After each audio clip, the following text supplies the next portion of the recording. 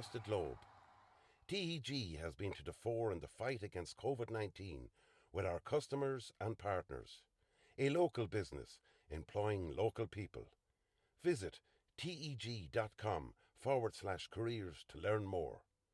Wishing all our GAA patrons a safe passage through the championship. Sevens Coaches, proud sponsor of Westmeath GAA Hurling Championships. Clark's Bar, wishing all teams the very best today. MJ Stone Building and Developments, proud sponsor of Westmeath GAA. Cusack Park pitch is 145 metres long. Imagine 3 of these bridge beams would make up the length of the pitch. Now transport 30 of them from Harney to Kildare. A challenge overcome by a great team with the support of a great community. My name is Pat Barrett, Project Manager, Shay Murtagh Precast.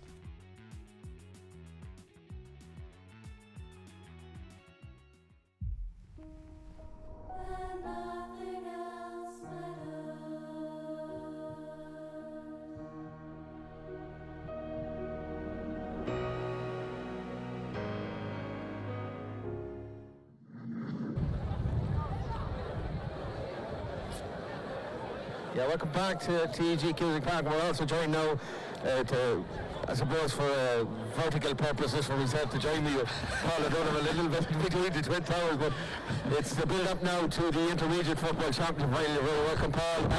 Three Pauls here now. Three Pauls, yeah. And a David. This is the Intermediate final, Garrycastle and Milltown. And at the start of the year, Paul, I'd say every pundit, every journalist, everybody in the county was asked to make a prediction as to what would the final be.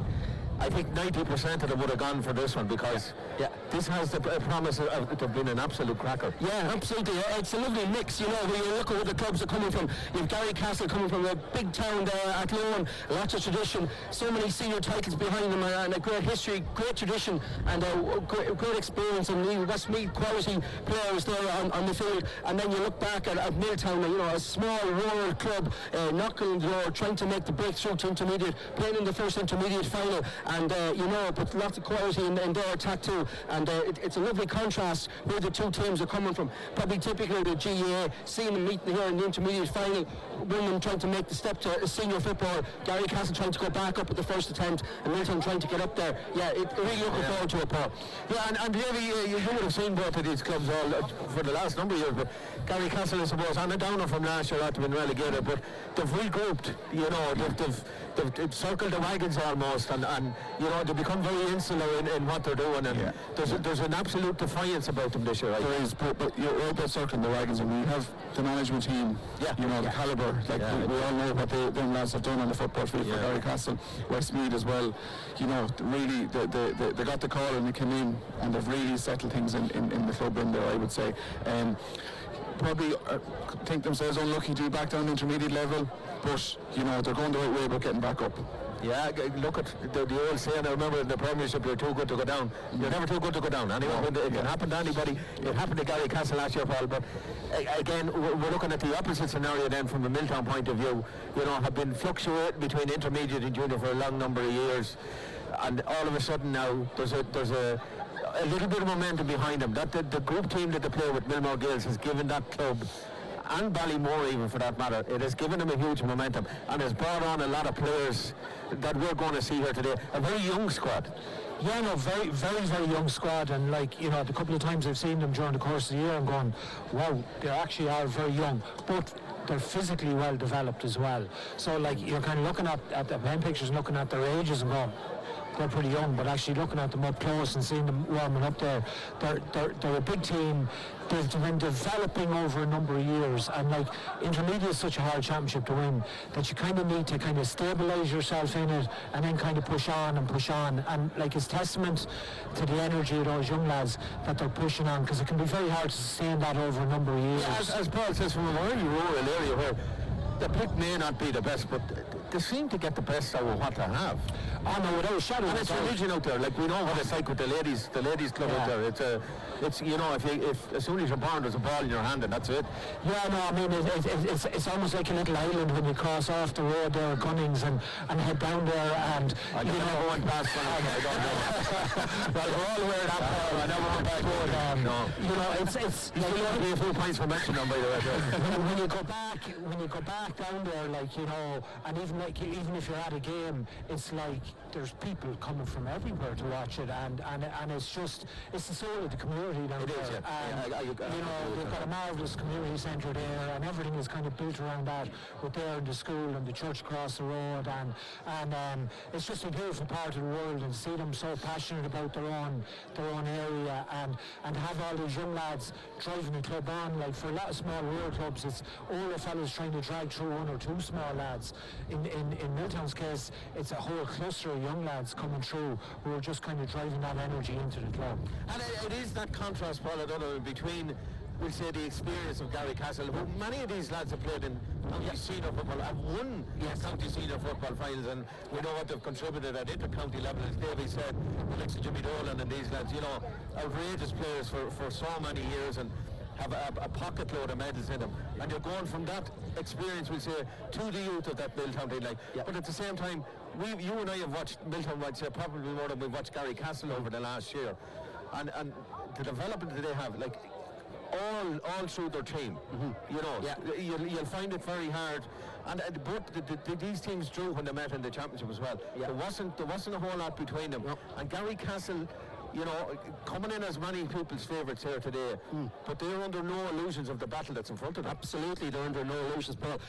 The size men at Chantabirdy, I think, was a draw, it was 1-9 each, and I think the first thing that, you know, again, going back to the basis of the GA, when Gary Dolan came in charge, you know, and he got Carl Henson and Doran Hart back in the panel, then there was a real Garrycastle structure there. You know, the Hartbury club came back in, and they got the players back in that were missing. The Monagans were missing, Andrew and Michael and Owen. Still, of course, without Alex Gardo. And Conor Cosgrove came back in as well, and he was a big plus to get him back. You know, scored a point in the Leinster final there for them. That shows you the pedigree they had there, and you know, that really stabilised the club, and they got back, and they set their aim to come back, and the first aim to get back up is to reach the final. They've done that so far. Then you look at Milltown, and all the way down, there's strength and quality. You know, Conor Gibney there, centre half back, and the two Murtaghs at midfield, quality footballers, Dylan and Jack, twins. I can't tell them apart, but you know, they're fine footballers, and then you look at tell them apart the last we complimented the opposite players, and you know, then you've the quality forwards inside, you know, Ben McGarren, Dara Hines, and I haven't even mentioned, you know, Conor Dillon, the outstanding player. So lots of quality players there, and that's just the cream of the top. The other players I haven't mentioned, equally good, and you know, it's probably going to be another fascinating game. Unfortunately, the wind is probably going to spoil it, but we've lots of talent on view here today. And two players I'd like to mention as well, and I had them at underage in a Westmeath development squad, the Gunning twins. Yeah, absolutely. You know, no matter where they play on the pitch, they bring a freshness, and they bring a vibrancy into the game. Davey, from a southern point of view, from the southern end of the county, like, you would know Garrycastle lads probably better, I suppose, than the Milltown lads, but, you know, like, we were talking to Jimmy Dolan last week, just after he was here for the senior football final, and we were talking to him yesterday as well. And you know, this will mean as much to Jimmy Dolan as winning. Absolutely. Sure, any county finals, any player means the world for their club. And you can see it in them. Absolutely. You can see it in the Garrycastle. I think the Intermediate Championship is a tough championship. It really, really is. And I know we all would have said 90% of everybody would have thought Garrycastle in that final. They had a tough battle to get into the final. Absolutely. So, you know, they really had, like, you know, I know from being involved in Milltown Pass, like, that first round game was a tough game for them, no more than the Milltown Pass. But they've done it as the job as they've gone along. The Tubberclare game probably opened their eyes up a bit to intermediate football. I think it was the best thing that happened to them, if I'm honest. And then the second half display they put in against Murtagh here in the semi-final was the Garrycastle we know. Can they repeat that here today? Hard to know. Milltown are a bloody good side as well. Like, you know, they're the two lads around the middle of the field will be a big addition. You know, because Mark McCallum pick up Dara Hine. Jack Duncan hasn't been mentioned. He won man of the match in the first 3 games. So 3 championship matches. One of the players at the championship. Man of the match in the first 3 matches. Like does Jimmy Dolan pick up him? Like the matchups today, I'm loving. I can't wait to see. It'll be interesting to see what they are. We'll take a little commercial break anyway, and we'll be back with you again very, very shortly. Do stay with us. You'll hear more nonsense from the four of us here in a few minutes. TEG, proud sponsors of TEG Cusack Park, serving aviation, biopharmaceuticals and medical industries across the globe. TEG has been to the fore in the fight against COVID-19 with our customers and partners. A local business employing local people. Visit teg.com/careers to learn more. Wishing all our GA patrons a safe passage through the championship. Sevens Coaches, proud sponsor of Westmeath GA Hurling Championships. Clark's Bar, wishing all teams the very best today. MJ Stone Building and Developments, proud sponsor of Westmeath GA. Cusack Park pitch is 145 metres long. Imagine 3 of these bridge beams would make up the length of the pitch. Now transport 30 of them from Harney to Kildare. A challenge overcome by a great team with the support of a great community. My name is Pat Barrett, Project Manager, Shay Murtagh Precast.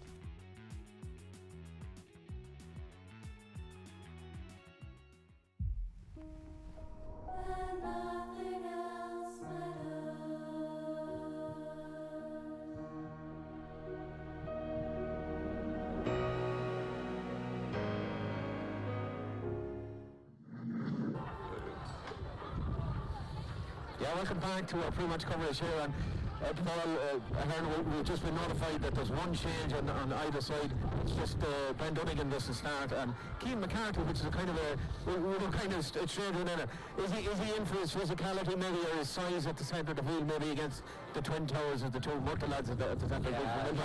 I would think so. Like looking at the conditions, that midfield area is going to be a battle.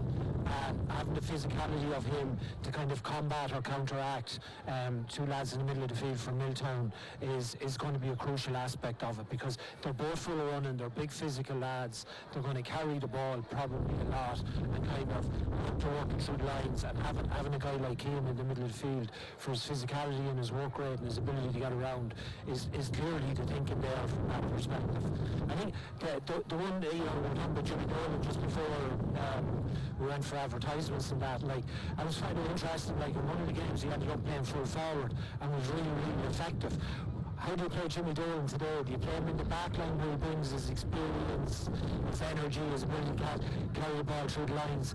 Maybe with the wind, you might have a bit inside and have a bit of both. Like, that's what I'm looking forward to see, because he was really effective. Like, he looked like he played full forward all his life in that game. Well, he did, of course. Maybe Luke Dempsey didn't want it, but he played an awful lot of it. That's full forward I got at the end of an awful lot of those moves. And I suppose more that experience for Garrycastle, the likes of Jimmy and these lads, it's going to play a huge part in this today. Maybe in the opening stages particularly, like Milltown into their first intermediate final. You know, it'll be interesting to see how they start as well. Yeah. Or do Garrycastle try to nullify that threat immediately? Like. Yeah, and one aspect we just didn't mention, we mentioned Gary Dolan, Garrycastle in his background league. We didn't mention Milltown and Pete Ballasty there. Milltown through and through, and of course then you've Sean Loughlin. You know what? But there's no passion. Absolutely passionate with every team, whatever team he's with them. You know, coming from the Downs, we saw what they brought yesterday. Bring great passion to the game. Sean is just exudes that passion on the sideline and gets through to the team. And you know, there won't be wanting for lack of effort, that's for sure, when Sean's in charge. And you know, it'll be interesting. We said the matchups, but the kickouts will be very important here today. We saw that in the first game. And Alan Garrett here. Yeah, Alan Garrett it forward really.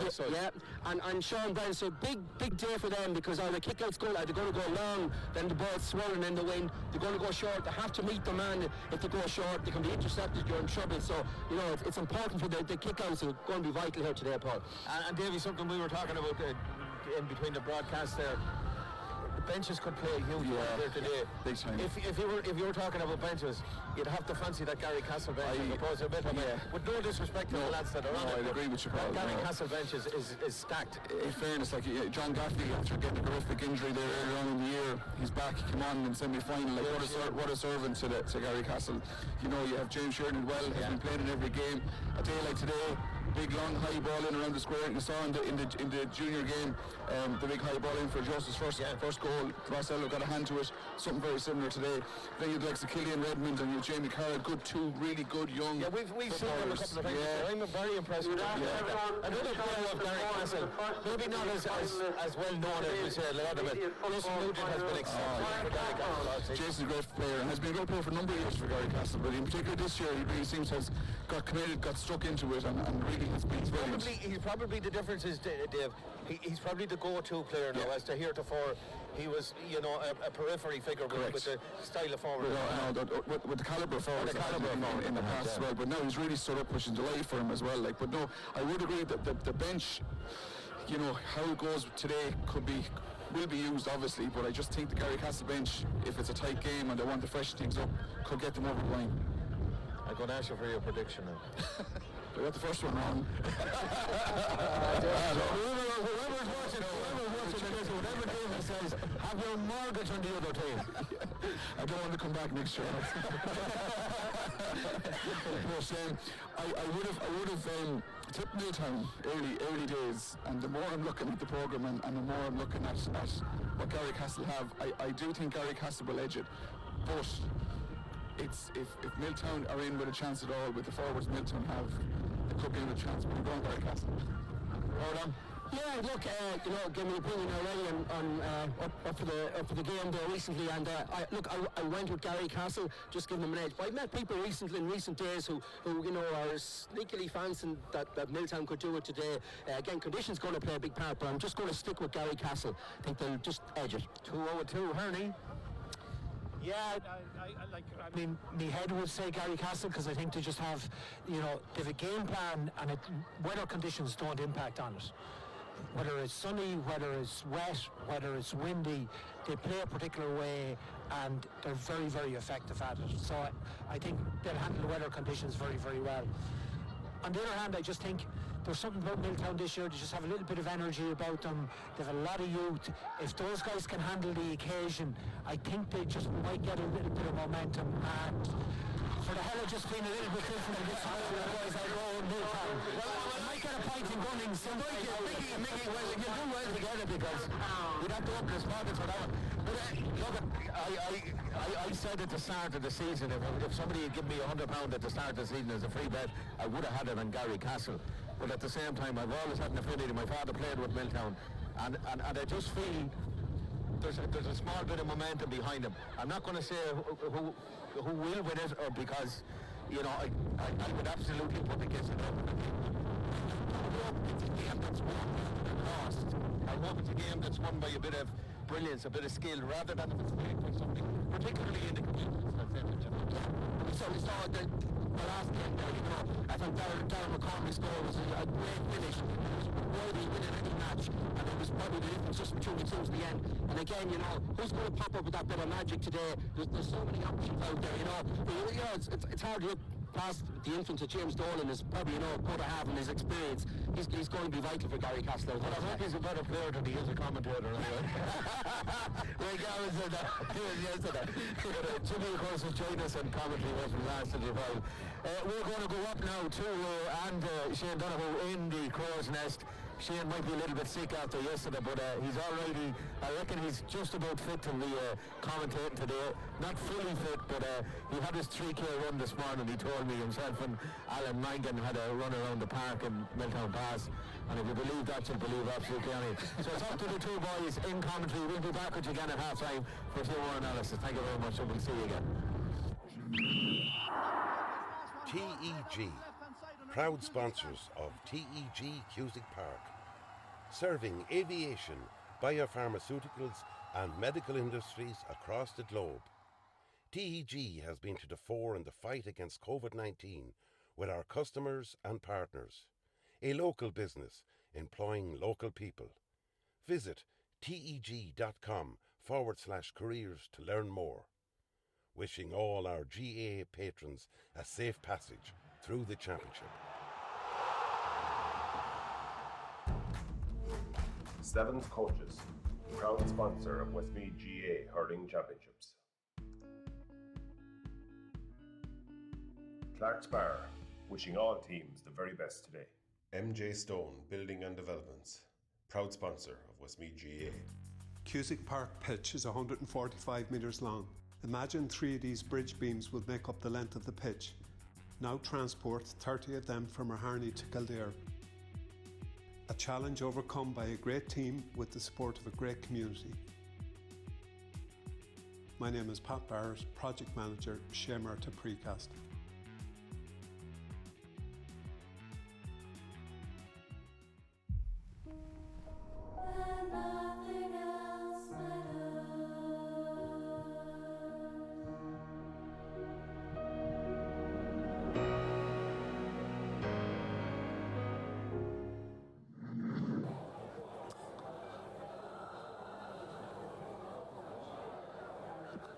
Good afternoon, everyone, and welcome back to the nice, warm and dry commentary box here, where I'm joined for this Shay Murtagh sponsored intermediate football final by none other than Shane Donoghue. Shane, I think we got the short, not the short stick, but the long stick today out of this condition, because we've seen in the first game it is very, very difficult to play football out there. So it's going to be a battle of attrition here today. Yeah, certainly conditions are definitely going to play into this, Ray, but look, you're coming up a level of football here. In fact, you're coming up a couple of levels when you think of the two groups in the intermediate, and these guys are at the very top end of that. So you'd be expecting the accuracy will be a lot higher than it was in the junior game, but the wind no doubt will play a factor, and how they handle it, how they handle going against it, the patience that you might need to somebody that's set up, very defensively. Then when you have the wind, what way do you work like that? So yeah, we'll have a factor, but I think if lads get out there and they bring an energy and an accuracy to it, they can negate that. Yeah, and look, we said before the start of the first game, it's the same for both sides. One team is going to have an advantage in one half, it's going to go to the other team in the second half. In the junior game, St. Joseph struggled to score with the wind, therefore they struggled against the wind. So, it'll be an interesting battle here, because what we have here is a team, almost like before, an experienced team that has come down from senior level. Some of these lads have senior medals in their back pocket, some of them have quite a number of them, against a team that's in the intermediate final for the first time. Yeah, a team that's been building towards that. I think on last year's podcast, I actually tipped Milltown to win the intermediate championship last year, so they're right on the cusp of it now, Ray. Their progression has been very strong. Look, I have an allegiance to a degree. I worked with them, I think, 3 years ago, and it was a club I always felt very welcome in, and there was great dedication on and off the pitch from everyone out there. So, this is what they've been working very hard for a long time. Obviously, the girls have had massive success over there. And look, you can look at Garrycastle in a similar light. They did make the slip down from senior, but very quickly they circled the wagons. They got the stalwarts of the club involved. If you look at their backroom team, look at their management, look at the players that are back on the field, some of the subs that are willing to give one more year and come back in, like John Gaffey and people like this, James Sheeran, those boys don't need to do it, but they're willing to do it for the club. So a lot on the line for everyone today, and a lot of hard work to get here.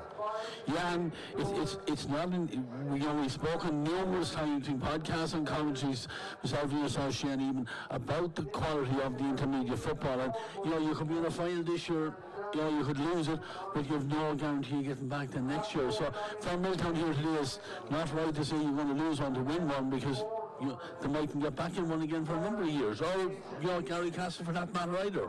Look, unfortunately, with the experience myself at my own club, and Milltown Pass have proven it, getting to the final is one thing, but getting across that line is a very, very difficult thing to do. And to put yourself in that position once is fantastic. To feel that you let it go and you have to go and put yourself in that position again, it's massive work. There has been a tradition in this intermediate, that you'd have to lose a final before you'd win a final. I think we said that before. Now, Garrycastle can't afford to lose this final either, Ray. They really, they've thrown their lot in this. All the eggs are in the one basket this year to try and get back up to senior. So big, big pressure on them as well.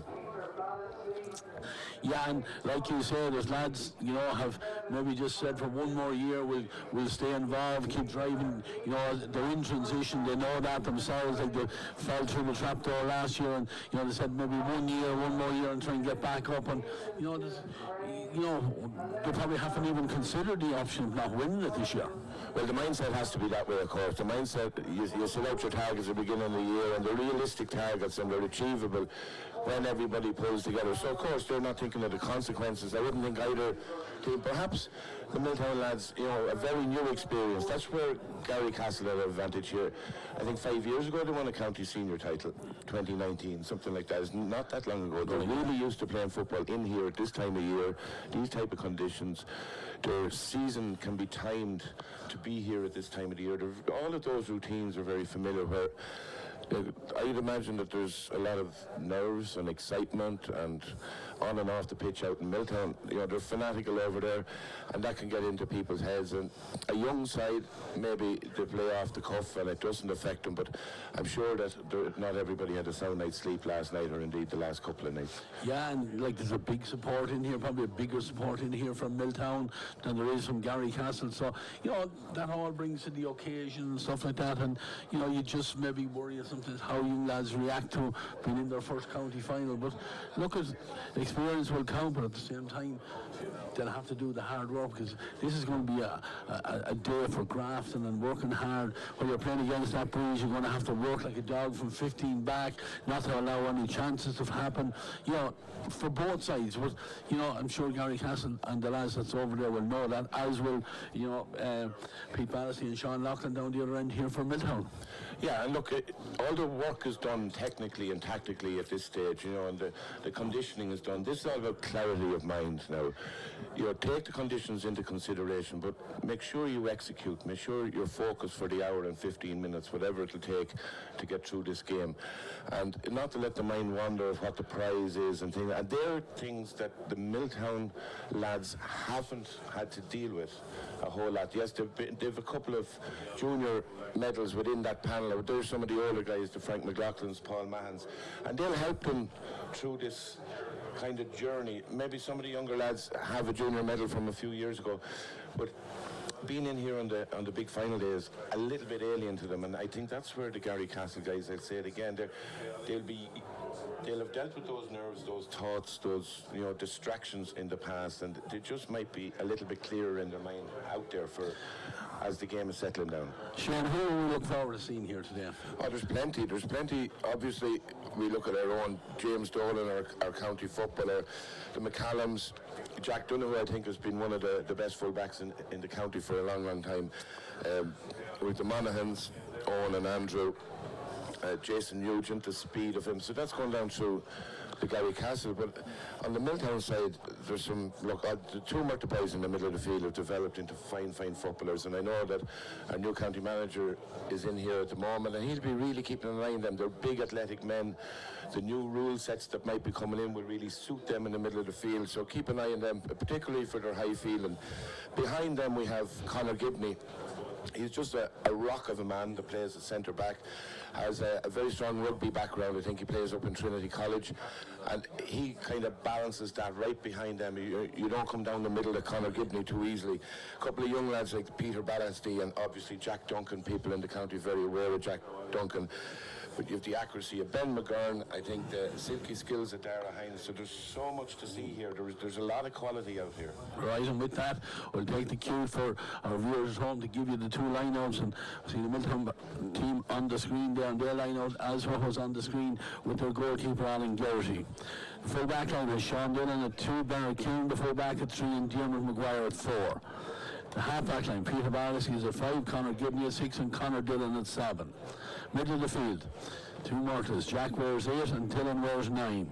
The half-hour line, Nathan Dillon Kras at 10, Dara Hines centre half-hour at 11, and Jack Duncan at 12. And the inside line, Luke Gunning is at 13, Ben McGorn the full forward at 14, and completing the Milltown line at number 15, Matthew Gunning. Garrycastle, their line out with Sean Brennan as the goalkeeper. The full back line, Jack Maviles at 2, Jack Dunner the full back at 3, and Gary McCallan at 4. Half-back line, James Dolan at 5, Mark McCann at 6, and Matthew Gaheen at 7. Middle of the field, Murtagh wears 8, and he's partnered by Andrew Monaghan wearing 9. Half-forward line, Michael Monaghan's at 10, Owen Monaghan at 11, and Jason Nugent at 12. And the inside line for Garrycastle, Cathal Mannion at 13, the full forward is Conor Cosgrove, he's at 14. And one change in their starting lineup comes in the left corner forward, where Keane McCarthy, wearing the number 28, replaces number 15, Ben Donegan. Our referee for today's game, fresh from winning the Junior 2 medal yesterday for the Club Ballagore, is Enda Kenny. He's out there in the middle of the field. We're ready to get going. I think we've about a minute to go before our Anna V and a lot of hardy souls over there on the terrace, Shane. So, look at, you know, we know probably we're not going to have a free-flowing football that we've seen in better days, but as we spoke earlier on commentary, you have to deal with what's dealt to you when it comes to county final day. It's often this time of the year, mid-end of October, you know, you don't always get a sunshiny day. No, you have to legislate for it. It's going to happen. You know, statistically, it's probably going to be a poorer day than a good day. One of the guys I didn't mention, Ray, I should have, obviously, was Conor Dillon on the Milltown side, their county senior representative. I'd be very interested to see, will he match up on James Dolan, his county teammate today, your teammate from in here over the last few weeks. That could be a very, very interesting matchup. Conor can influence a game massively by his driving forward, but he's equally able to nullify some of the better players on the other team, so it'll be very interesting.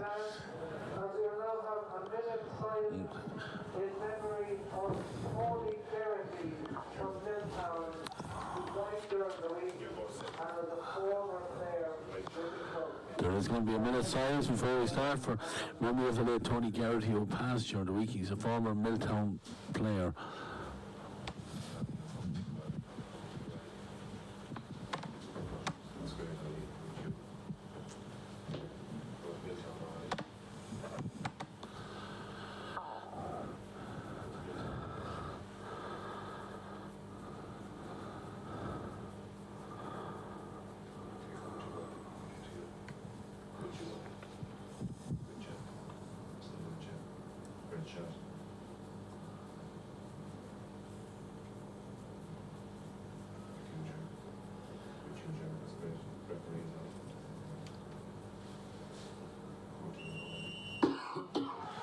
Yesterday, the Rebahan.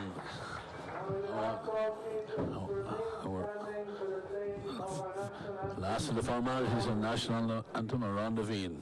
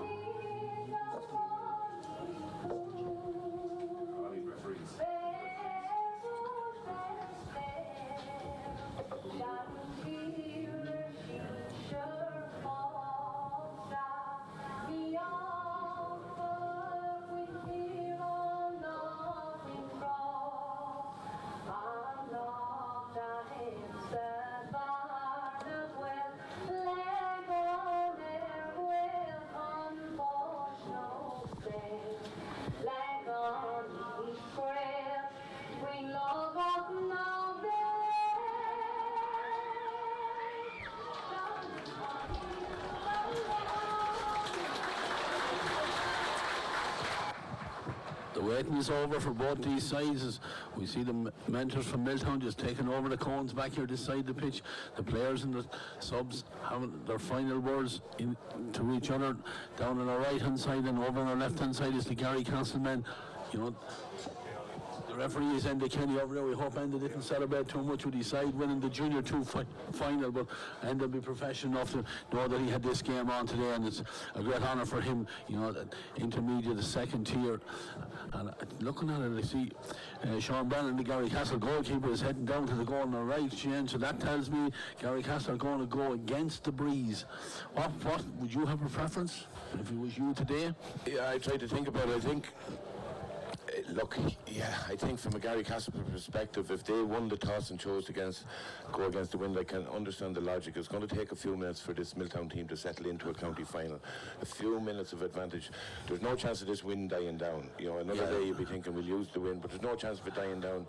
And we saw in the junior game, it took 10 or 15 minutes for the attacking team with the wind to really get to grips with the game. So Garrycastle might try and wash it out that way. But I don't know who won the toss. It could be Milltown are saying we're going for them. We'll get them early. We'll hit them hard running with fresh legs. But to carry the ball against the wind is going to be tough for it. Yeah, the referee has sorted up and leaves Milltown to get the first possession here now. To have it here on the half-forward line here with their centre half-forward, Dara Hines gives it inside here, where picked up now by Jack Duncan. Jack closely marked, is forced to give the ball off to Matthew Gunning. Matthew goes inside. It's very, very tight there. Garrycastle trying to get a hand in there, but it's finishing back with Conor Dillon. Conor from the 45. He's with no one coming to press him. He's going to fancy this one, but we have the open wide game after 27 seconds from Milltown.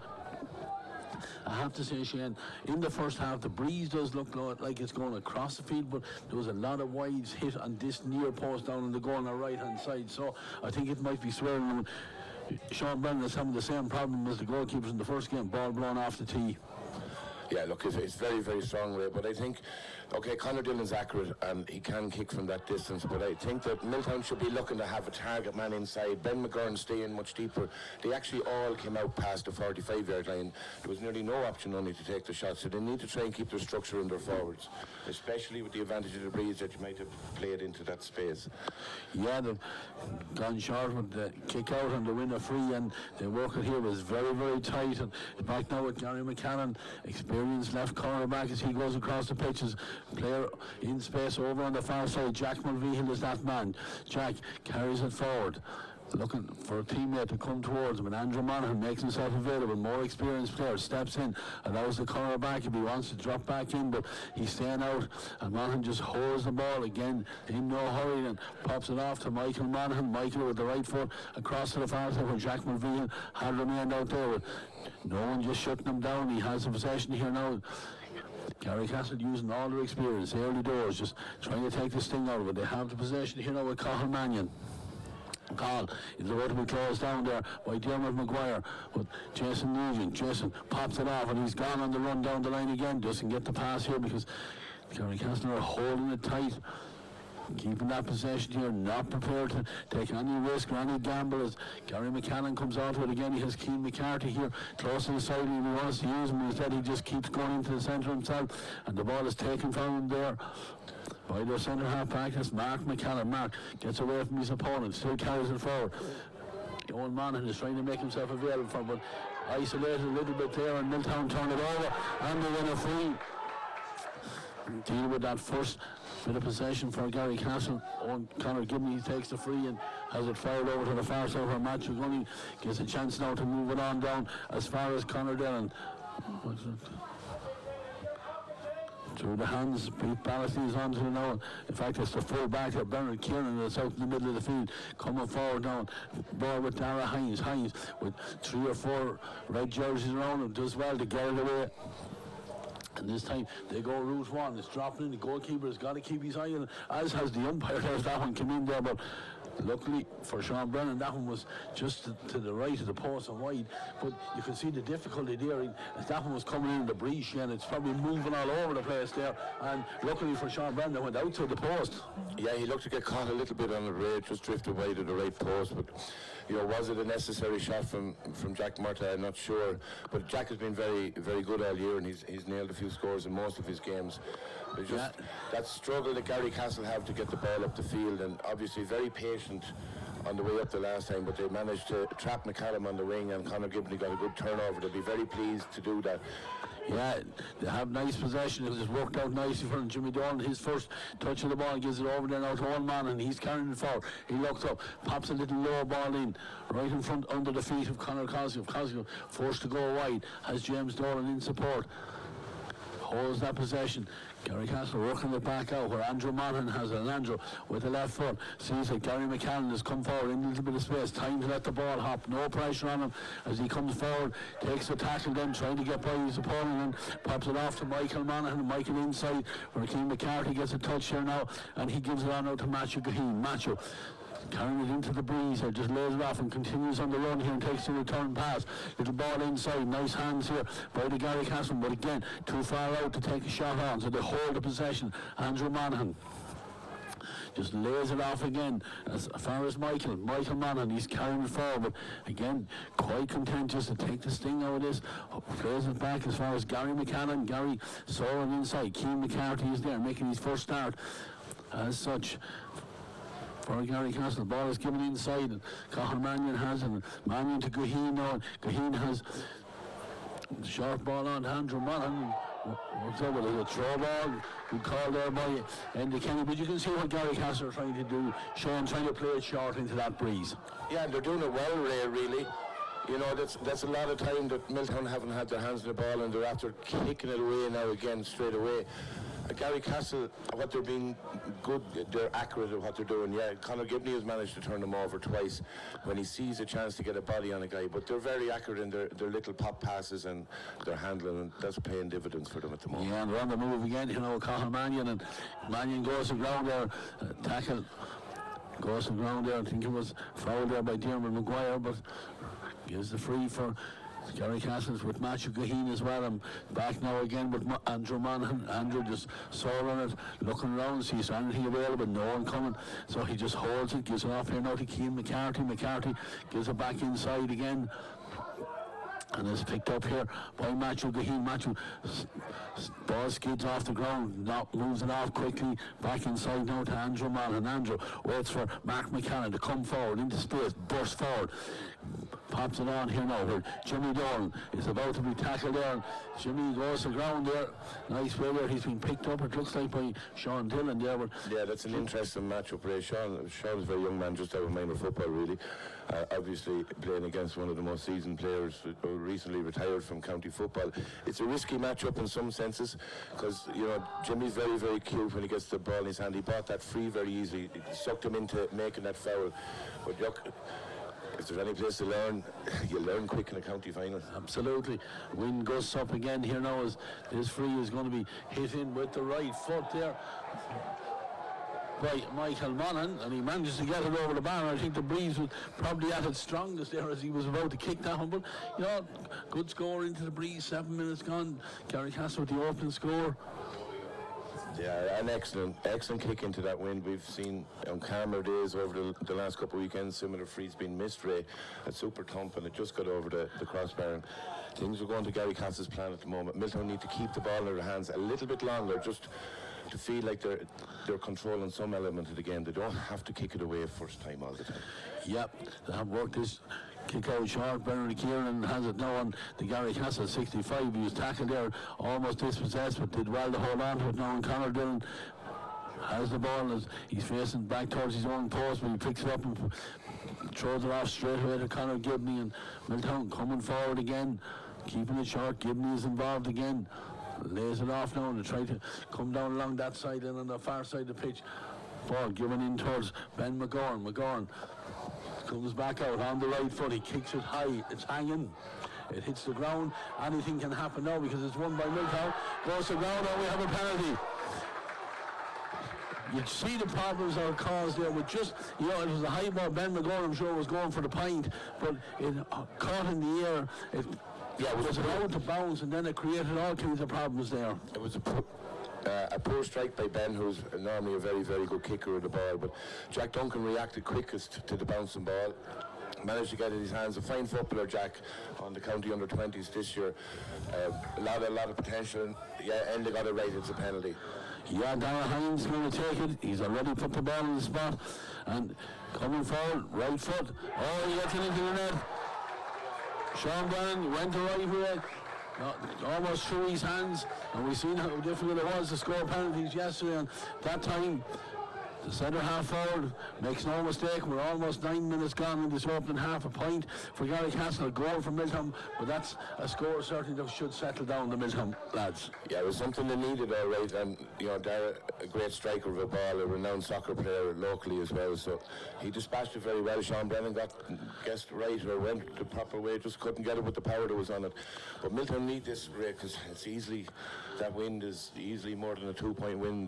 They have to open up a gap in this first half on Garrycastle, I think. Garrycastle have possession, they work it out nicely as the ball is given inside and the foul off the ball, and the full back is Bernard Kieran. He's not happy with the decision, but Again, the tangle of legs, both players go for the ball, and you know it's going to be a free and another opportunity for Michael Monaghan. Yeah, it's kind of a position Burt doesn't want to find himself in too often. He's a very good ball carrier, ball handler. He offloads and he follows up for it. But if he's in that one-on-one contest with a ball that's kicked in front and no sweeper there to protect him, he nearly has no choice. If the forward gathers that and turns him, there's a goal chance on. So it was clumsy foul on his behalf, but it's a tough kick into that wind, Ray. Yeah, nothing easy here. Michael Monaghan, he's going to have to put the boot through this, and he's probably only 23, 24 metres out. And you can see he does well, makes no mistake. His second point.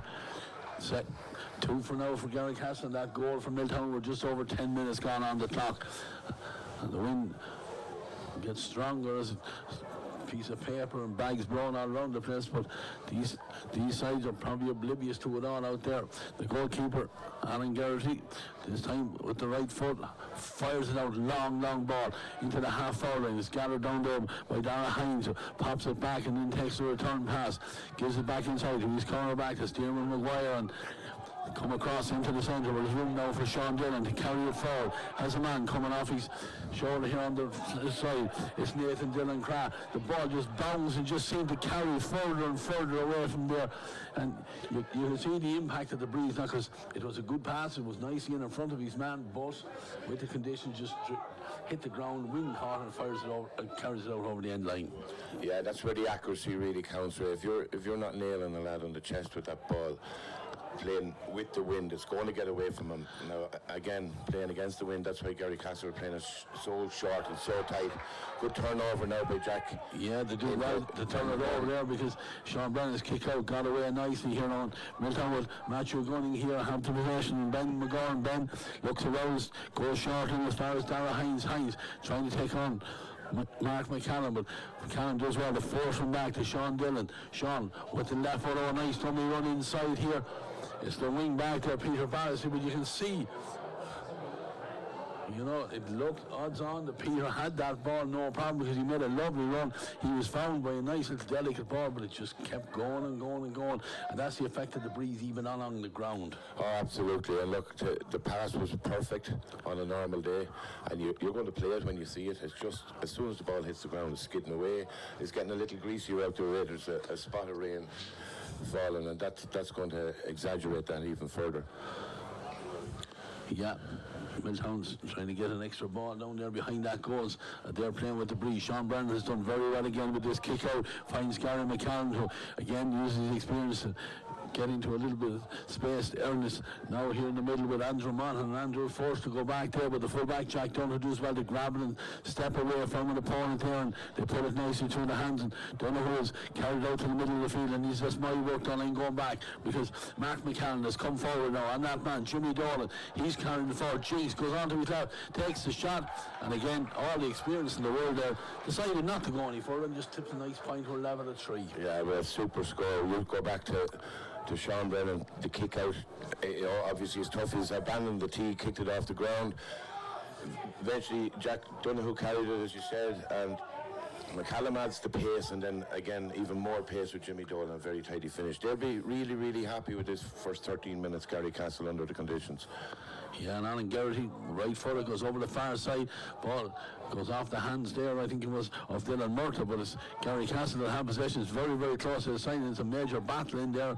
It eventually is shoveled back there towards Cathal Mannion. Mannion is under pressure, but Matthew Goheen is there and does well to get away from a couple of tackles then, and they're moving inside here now. Conor Crosby, he's the full forward, out a long way, and Andrew Monaghan carries it forward here as well, and he waits now for Mark McCallum to join him. Carrying it across the halfway line. Player comes short. It's Michael Monaghan. Michael looks around, gives it back to McCallum. Jason Nugent has come across at this side of the pitch. He spins away from Conor Dillon, takes him on. He's still going, is Nugent. Carries it in towards the 20. He's going to still have to go, and fires it in, and it is his order bar. It is. You can't be sure until the umpire puts up the flag here, because the breeze can affect it. But again, nice patient play there by Garrycastle. Nugent, we know the skill he has, we know the pace he has. He used it there, got away from Conor Dillon and clipped a nice point. Yeah, and what they're doing really well, Ray, is when they take a shot at goal, they're nailing it. They're wide count. Have they a wide yet? No, they're being very accurate. They're creating the opportunity. They don't need 7 or 8 opportunities in this half if they're converting at that percentage. That will be enough to get them through half-time. If they had 6 or 7 scores on the board, they'd be really pleased. Yeah, and they have possession again here now with Michael Monaghan. Michael gives it back here for Matthew Gahin, almost burst through a tackle. We got this possession and possession turned over. Jack Murtagh moves along quick now. Dara Hines has a chance to come forward again. No player inside of about 35 metres at that other end of the field. Milltown playing with the breeze here now as Dylan Murtagh comes across the field, pops it on to his brother Jack now. Jack looks up, nobody making the run inside, so he goes short, gives it on to Jack Duncan. Jack back here now to Luke Gunning. Luke back to Peter Ballasty. Peter ball kicked in, but we can see the effect of that, and Jack Murtagh turns around and looks at his teammate, but again that one just hopped on the ground. And but it is a tactic that Milltown have used throughout the season, where one or other, and at times both Murtaghs get involved in a play, they release the ball and they do the hard work to get in on the edge of the square. We know there was nobody in there. Ben McGurn vacates the square. The two boys, or one at a time, go in there looking for that long ball and a mismatch inside. Won't work though if the quality of ball is what Pete's after kicking this time. Yeah, Sean Brennan, you see the ball hanging in the air. It was brave there by Owen Mulvihill because he's back turned to her. He got a little touch on it. He keeps possession for his side now, and Cathal Mannion comes out. And Mannion thought about going across to the far side and just holds the ball. It wasn't on, so they keep the possession there. Foul off the ball there, but the referee not taking any action here now. Owen Mulvihill gives it over now, and the corner back is Jack Mulvihill. He's out 70 metres from his own goal.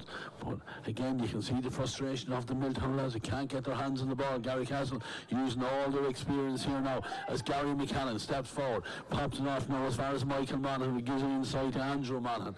Andrew has Michael again if he wishes to use him, and then gives it off short here to Matthew Gahin. Gahin comes in, tackled hard. Too many steps of the referee. Gahin carried it into the tackle there, and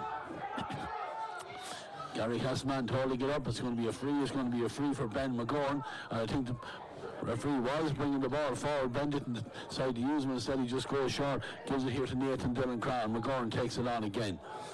17 on the clock, 4 points for Garrycastle. That goal from Milltown, goal coming from the boot of Dara Hines from the penalty spot. Milltown with possession with Matthew Gunning over there on that far side. Pop it off again, slowing it right down. Garrycastle with a man sitting just in on the D, trying to cut out any long ball that comes in, but Milltown trying to work it from left to right here now, and eventually comes to Sean Dillon. Sean is going to use Jack Duncan, but Jack out here just holds the ball down and gives it back as far as Dylan Murtagh. Dylan, look, turns around to see what's available. Jack Duncan is available short, so he gives it to him, but again, Garrycastle trying to get numbers around the ball here, but eventually Dylan Murtagh sees a little bit of space and he pops it over here now to the full back, Sean Dillon, or he's the corner back, and then Jack Duncan bursts onto it in a little bit of space, fancies that one, takes a shot and clips a nice final. It's his first one of the day. Nice patient play there from Milltown, worked the open nicely, and you can see there Jack Duncan got onto it, left foot, fired it with the aid of the breeze over the bar. Yeah, it was the first properly constructed attack by Milltown where they didn't rush, so they're obviously settling into the game a little bit. Well constructed, took their time. Jack saw the gap, run at it, and a great strike off his left foot and a good score. But they need to do more of that. They don't need to panic with the wind or against the wind in the second half. Just construct your plays, get the guys coming around on the loop, see can you spread that Garrycastle defence and run through the channels then. They just have to be patient. Yeah, Garrycastle about to kick out again, nicely get it away down the field. They're already gone up as far as Milltown's 45 metre line, but they turn back and come back as far as Owen Mulvihill on. Been closed down there, has a teammate in support. That teammate is Michael Monaghan. Michael just pops it back, the short pass to Andrew Monaghan again. It's all very meticulous, and this shot is kicked in with the left foot. I don't think it's going to be on target, but it was a huge kick there. It was ambitious. But now there's a dispute whether that one was wide or not, because Garrycastle men are disputing it. I know at the very high end of Kenny is in there, the umpires are consulting. The umpire on the far post seemed to signal to his colleague to raise the white flag, and he seemed to have the best view from that side of the goal race. So interesting what the deliberation will come back with. If it's over the bars, just a ridiculous score altogether. Now we've a linesman gone in from his perspective as well, so the lads are doing their best to get this right anyway. And it is exactly that, Ray. It's an outrageous score. A real bonus for Garrycastle to get something like that, and the Milltown will feel like things are going against them. Yeah, audacious to say the least. Is with the left foot from the wrong side. In fairness to the Garrycastle man, he called it straight away as soon as it was gone, but Milltown have won the kick out and they've gone down this side of the pitch, but again, wind affects it, carries it out over the sideline. It's going to be a line ball. Line ball that Jack Mulvey is in absolutely no hurry to take. 20 minutes on the clock, 5 for Garrycastle, 1-1 for Milltown. They go short with the line ball. Is back with the goalkeeper, Sean Brennan. Again, Garrycastle do well to work it out here. His own Mulvey steps away from one tackle, but foul, takes the kick short and quickly. Jack Mulvey is still coming forward here now, and eventually is picked up here by Gary McCann. McCann is very, very tight here. Cathal Mannion steps in, and they hold again. All their experience here now is they work it through the hands here. Andrew Monaghan is there, and then they step by, take 2 Milltown men over, and nice play through the hands, patient play. Andrew Monaghan comes forward. Andrew pops it inside here now, and there's a chance for Owen Monaghan. Hasn't been involved that much. Garrycastle man goes to the ground here. The ball is on the ground, touched on the ground to the referee. Owen Monaghan carried it into a tackle. There was about 4 blue jerseys around him here, and free out awarded. And Milltown have it already taken here, but it's back with Sean Dillon. Sean just slows it down. 5 points to 4, 5 points to 1-1 in favour of Garrycastle, with just over 20 minutes on the clock. There's a Garrycastle man on the ground. Referee doesn't see anything wrong with it. Milltown hold that possession to come across this side where Peter Ballasty has it. Peter doesn't turn to go down the field because he goes back to his corner back, and the Milltown supporters encourage their team to go forward here now.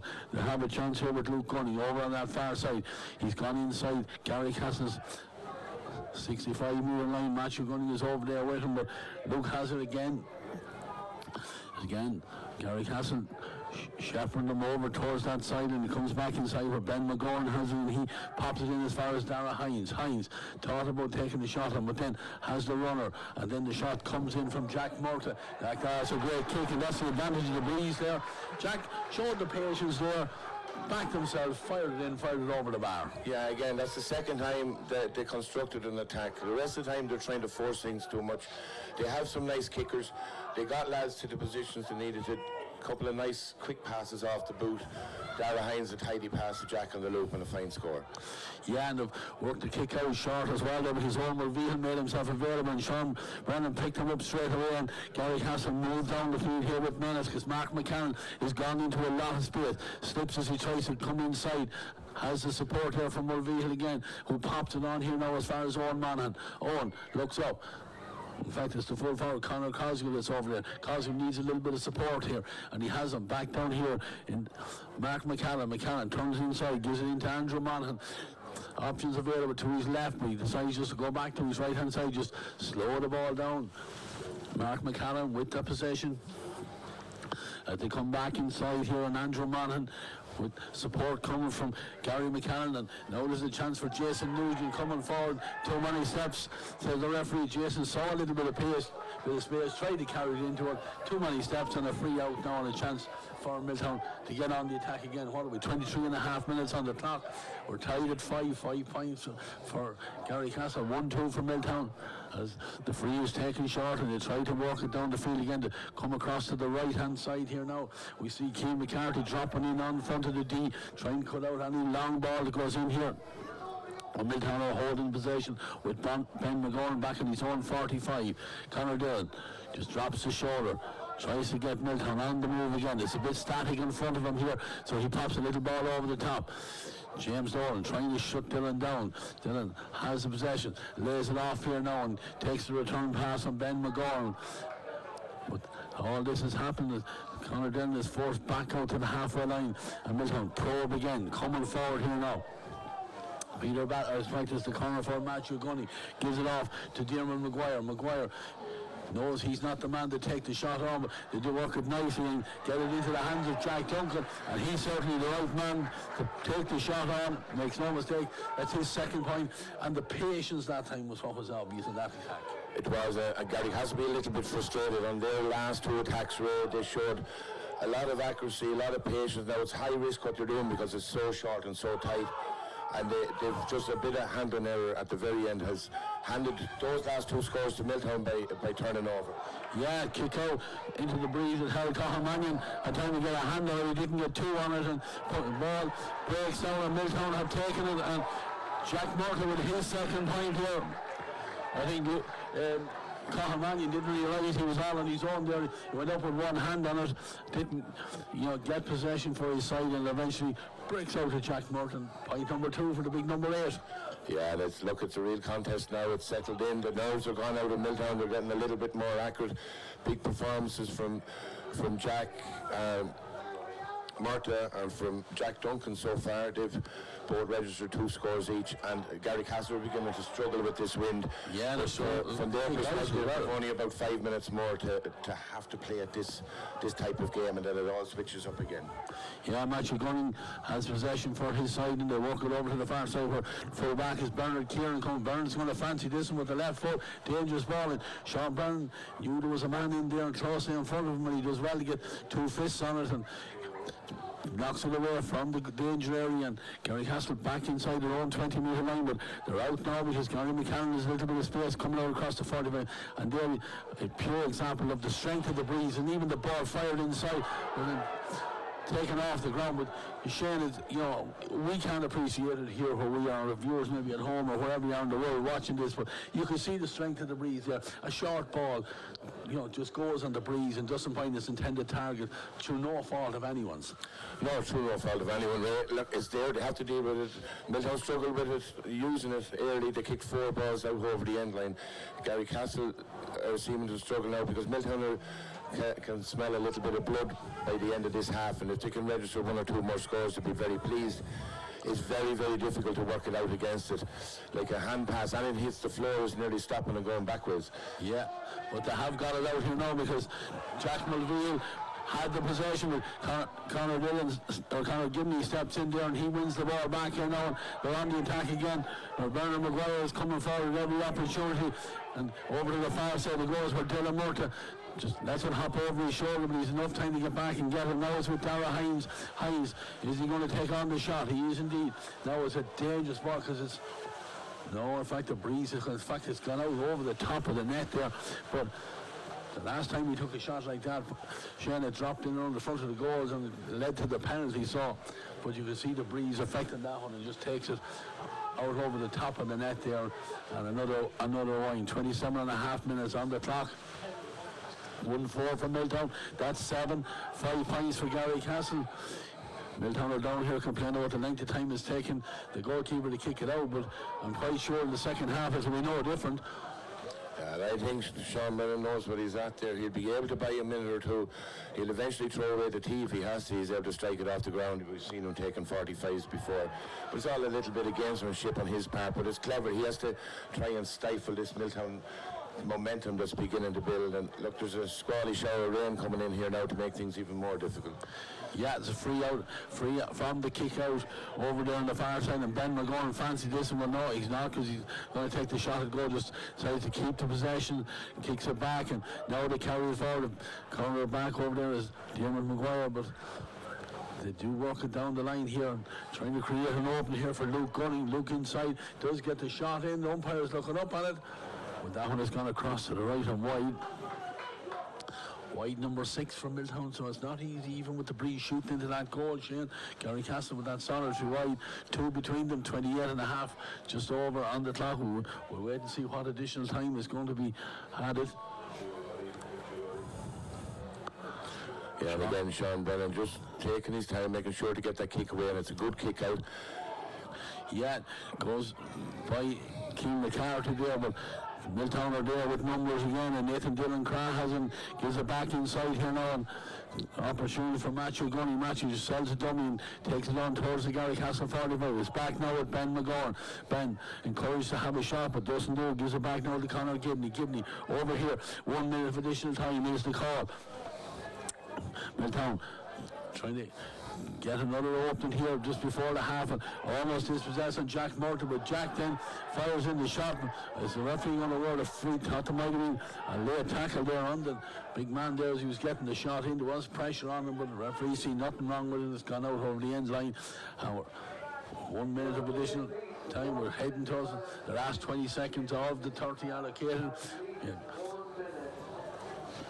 Yeah, and important for Garrycastle now to try and get this last kick out of the way.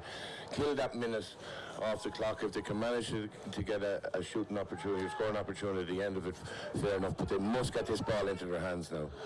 Yeah, Sean Brennan has to launch it out over here, but it was good running there by Andrew Monaghan. He came right out of the middle of the field, back inside into the space, and he gets it. And now Matthew Gaheen has a little bit of space as he goes across the far side of the pitch. Again, so as you can see, struggling just to keep control of the ball. 15 seconds, 17 seconds into the additional time. Garrycastle almost give it away in there. Good work there by Jack Mulvehill. He ducked out under a couple of tackles there. Matthew Gaheen then bails him out there, and they have it deep inside, and Mulvehill has it now. He's the outlet ball, comes forward, looks like he's about to be fouled. He is fouled, goes, and again ball not given back, and that'll suit Garrycastle right down now. The referee's even going to bring the ball forward. It's free now, going to be for Garrycastle. It's outside, almost 50 metres out now from their own goals, and a chance just to get away from the danger area. Jack Dunn was available to take it short if he wants to, but again, nobody making themselves available. No fault here with Cathal Manny. He looked around at 3 or 4 different occasions. He doesn't have the option anymore just to boot it down the field, such as the breeze, and Kenny steps in. Took too long. Ball is thrown up. It might break down here. If Mark McCallan is under it there. Eventually the referee, Andy Kenny, blows the half-time whistle. 5 scores apiece, Shane. One got the goal from the penalty there from Darragh Hines, the big score of that half. 2 points in the lead for Milltown. Is it a big enough lead? Right now it's not, Ray. Right now we saw how hard a very seasoned and accurate Garrycastle team had to work to earn their 5 points against that breeze, and how when you put pressure on the team that's coming out of the back, and this is where Milltown got their dividends, was when they started to press the Garrycastle's short hand passing game high up on in the pitch and turn it over. The score can come a little easier, and I think Garrycastle can play that game too. So it's going to be down to how accurate can Milltown be now in this second half. 2 points not enough against this Garrycastle team, playing against this wind, knowing that there will be a couple of handling errors, turnovers, and Garrycastle could clip a few quick scores to level this. They got some great scores. Michael Monaghan did 2 points, 2 from frees. He did very well to rifle both of them over the bar from, there was only maybe 24, 25 yards out, but he had to stick the boot through and give it all he can. He got a miraculous one then from play, and Jason Nugent with one other point, and Jimmy Doran then with the 5th one. A goal from Darragh Hines, 2 from Jack Duncan, and 2 from Jack Murtagh. But worryingly, Jack Duncan, the only forward down in the Milltown end that has got scores from play from their forward line. Yeah, they had 6 wides, you mentioned, Ray. Some of them were balls that were played in, hit the ground, skidded out. They haven't been as accurate as Garrycastle. They would be disappointed with that conversion rate, that wide count with the wind on their back. And I would imagine that the message that Gary Dolan and Carl Henson will be given to his Garrycastle guys is don't panic, set up your attack, work the good score, and make sure it goes over. And Milltown don't have that luxury now. Milltown are going to have to work so hard to get anything up the field, that goal at the Dunstore's end of the field. We'll be back in good time for the second half, because the boys are going to be pitch side after an ad break to analyse that first half. But you won't miss a second, but we'll be back in good time for the second half. TEG, proud sponsors of TEG Cusack Park, serving aviation, biopharmaceuticals and medical industries across the globe. TEG has been to the fore in the fight against COVID-19 with our customers and partners. A local business employing local people. Visit teg.com/careers to learn more. wishing all our GA patrons a safe passage through the championship. Sevens Coaches, proud sponsor of Westmeath GA Hurling Championships. Clark's Bar, wishing all teams the very best today. MJ Stone Building and Developments, proud sponsor of Westmeath GA. Cusack Park pitch is 145 metres long. Imagine 3 of these bridge beams would make up the length of the pitch. Now transport 30 of them from Harney to Kildare. A challenge overcome by a great team with the support of a great community. My name is Pat Barrett, Project Manager, Shay Murtagh Precast.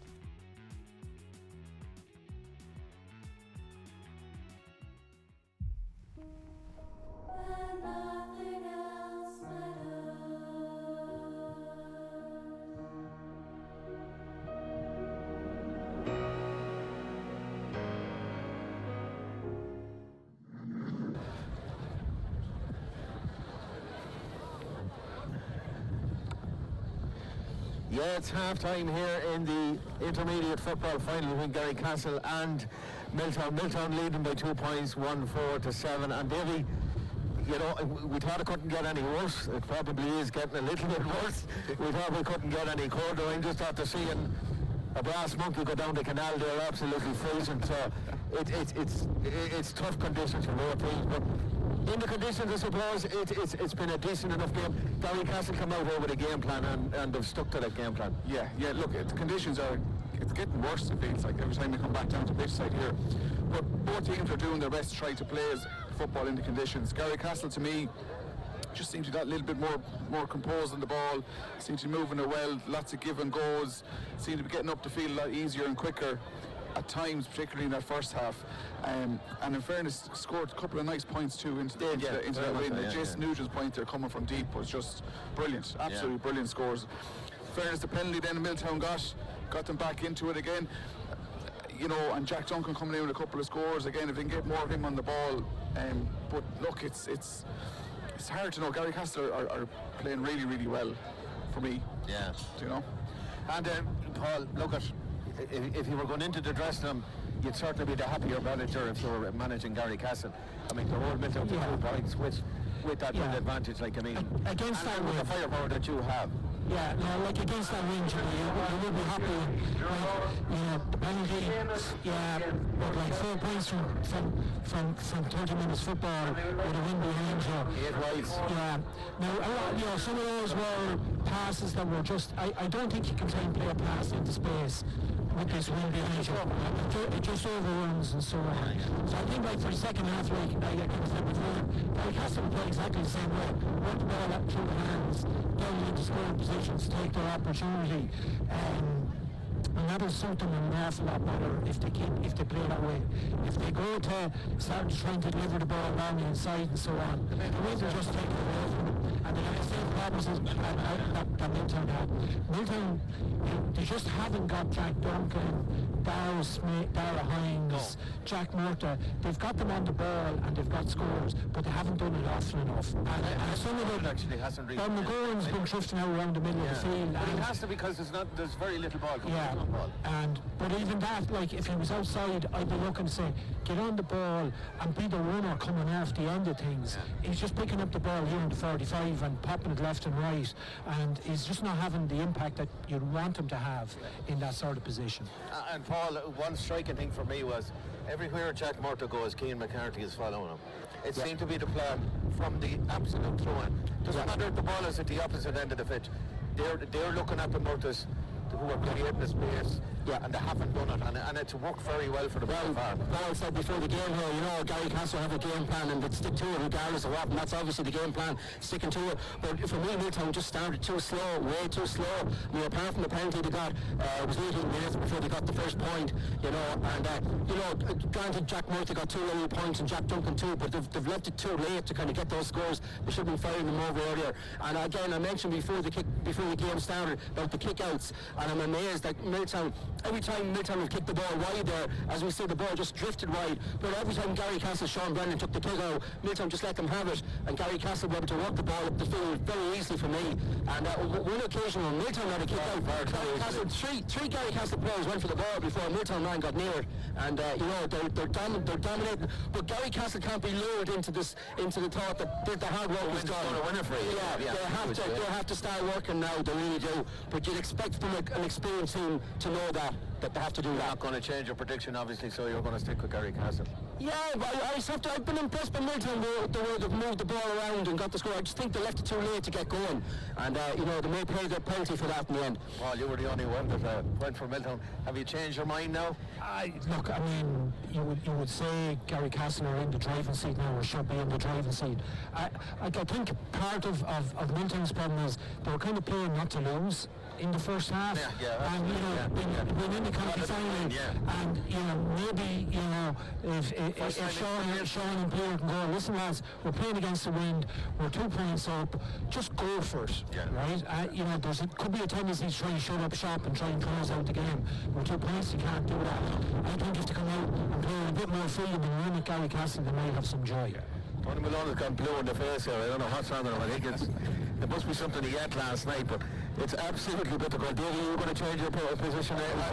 No, I'm not. But one thing about Milltown is they will not give up. They will go to the very, very I'm inclined to agree with you. They will go to the end. It may be a little bit closer than most people anticipate. I think with Garrycastle now you could see James Shearns coming in now, big man around that square, a bit of a target man, and have the Monaghan's running off him, Jason Nugent running off him.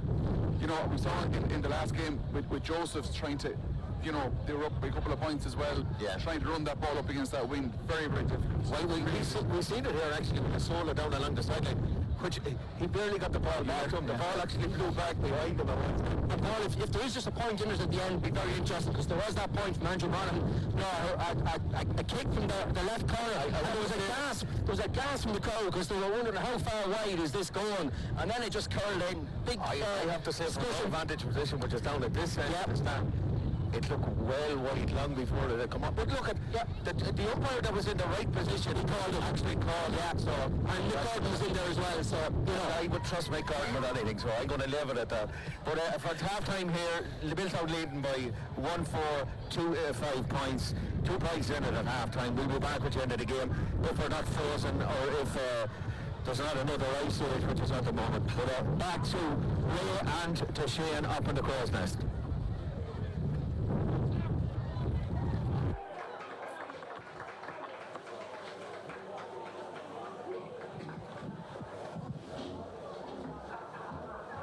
What are they doing? Just keep quiet.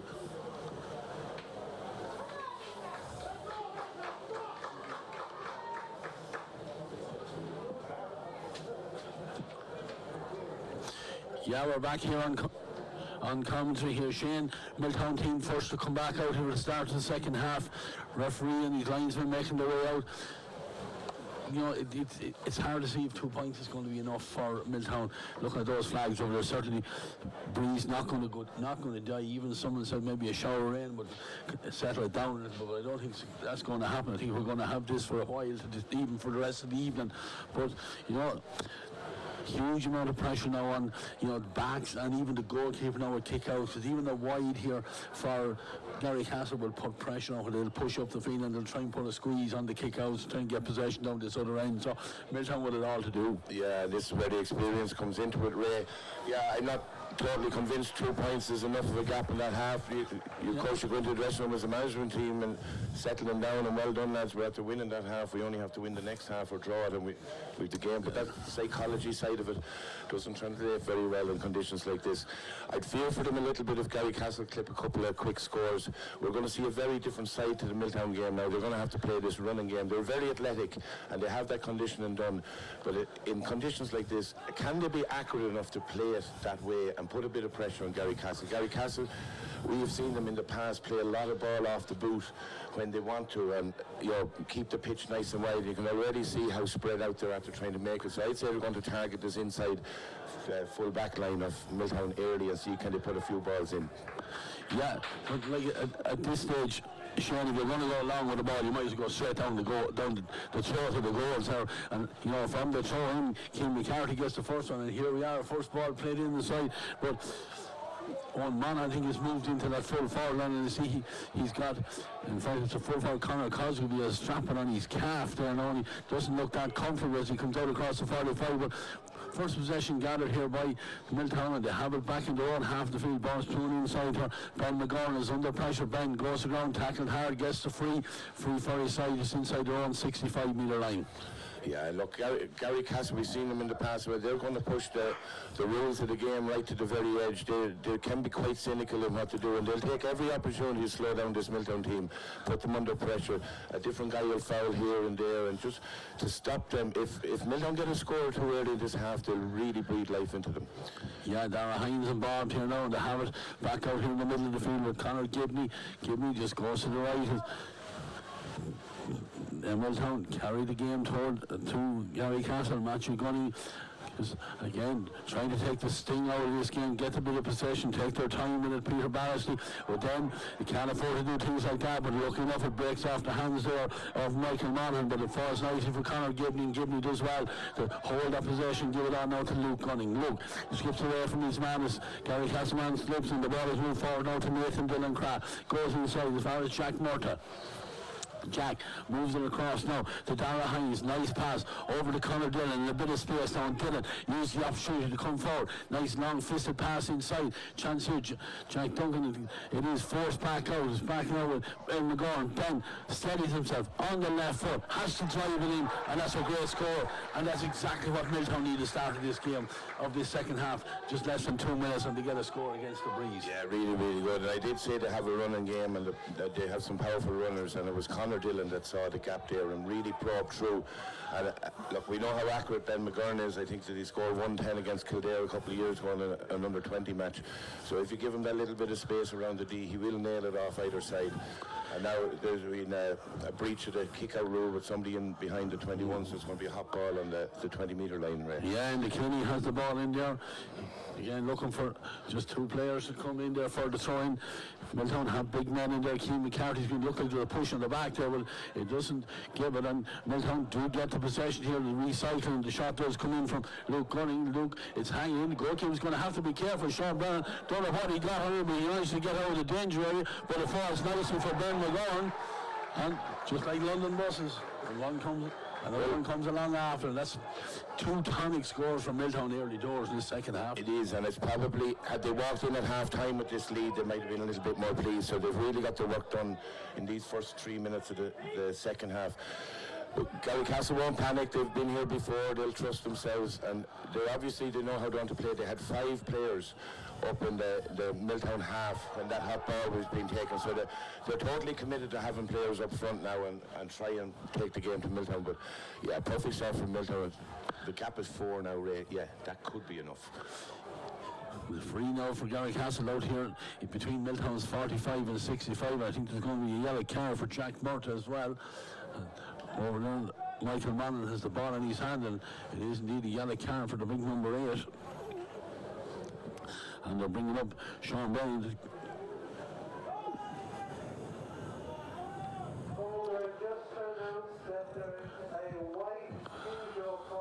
Sean kicks this one in, doesn't get great height, but it couldn't be dangerous.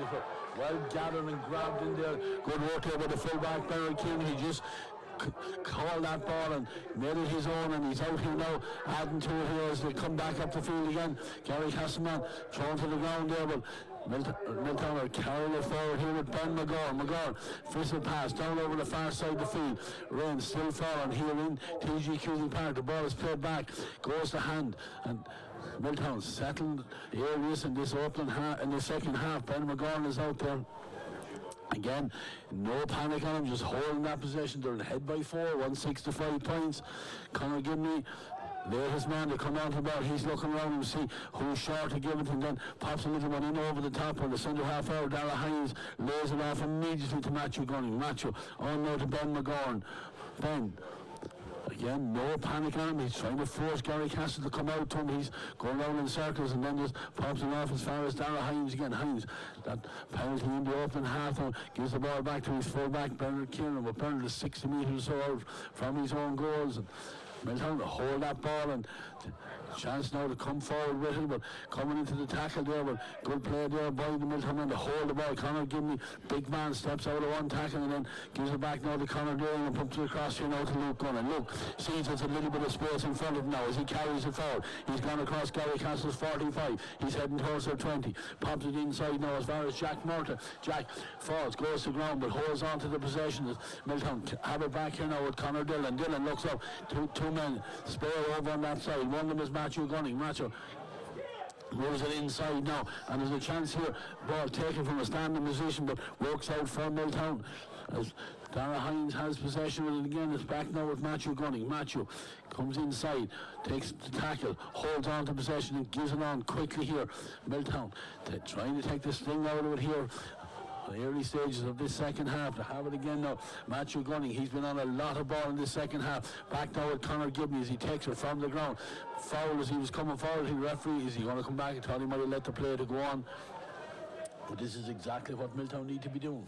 Yeah, they're showing real maturity there. They're in control.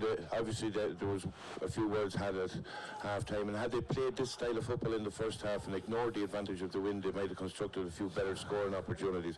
So yeah, they've been very, very good. Garrycastle, again, they won't panic yet. They might show a little bit of frustration like that last tackle, but it's far enough out that it's not a scoring opportunity.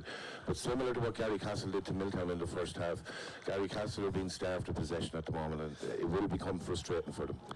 Yeah, Milltown have the possession, get it.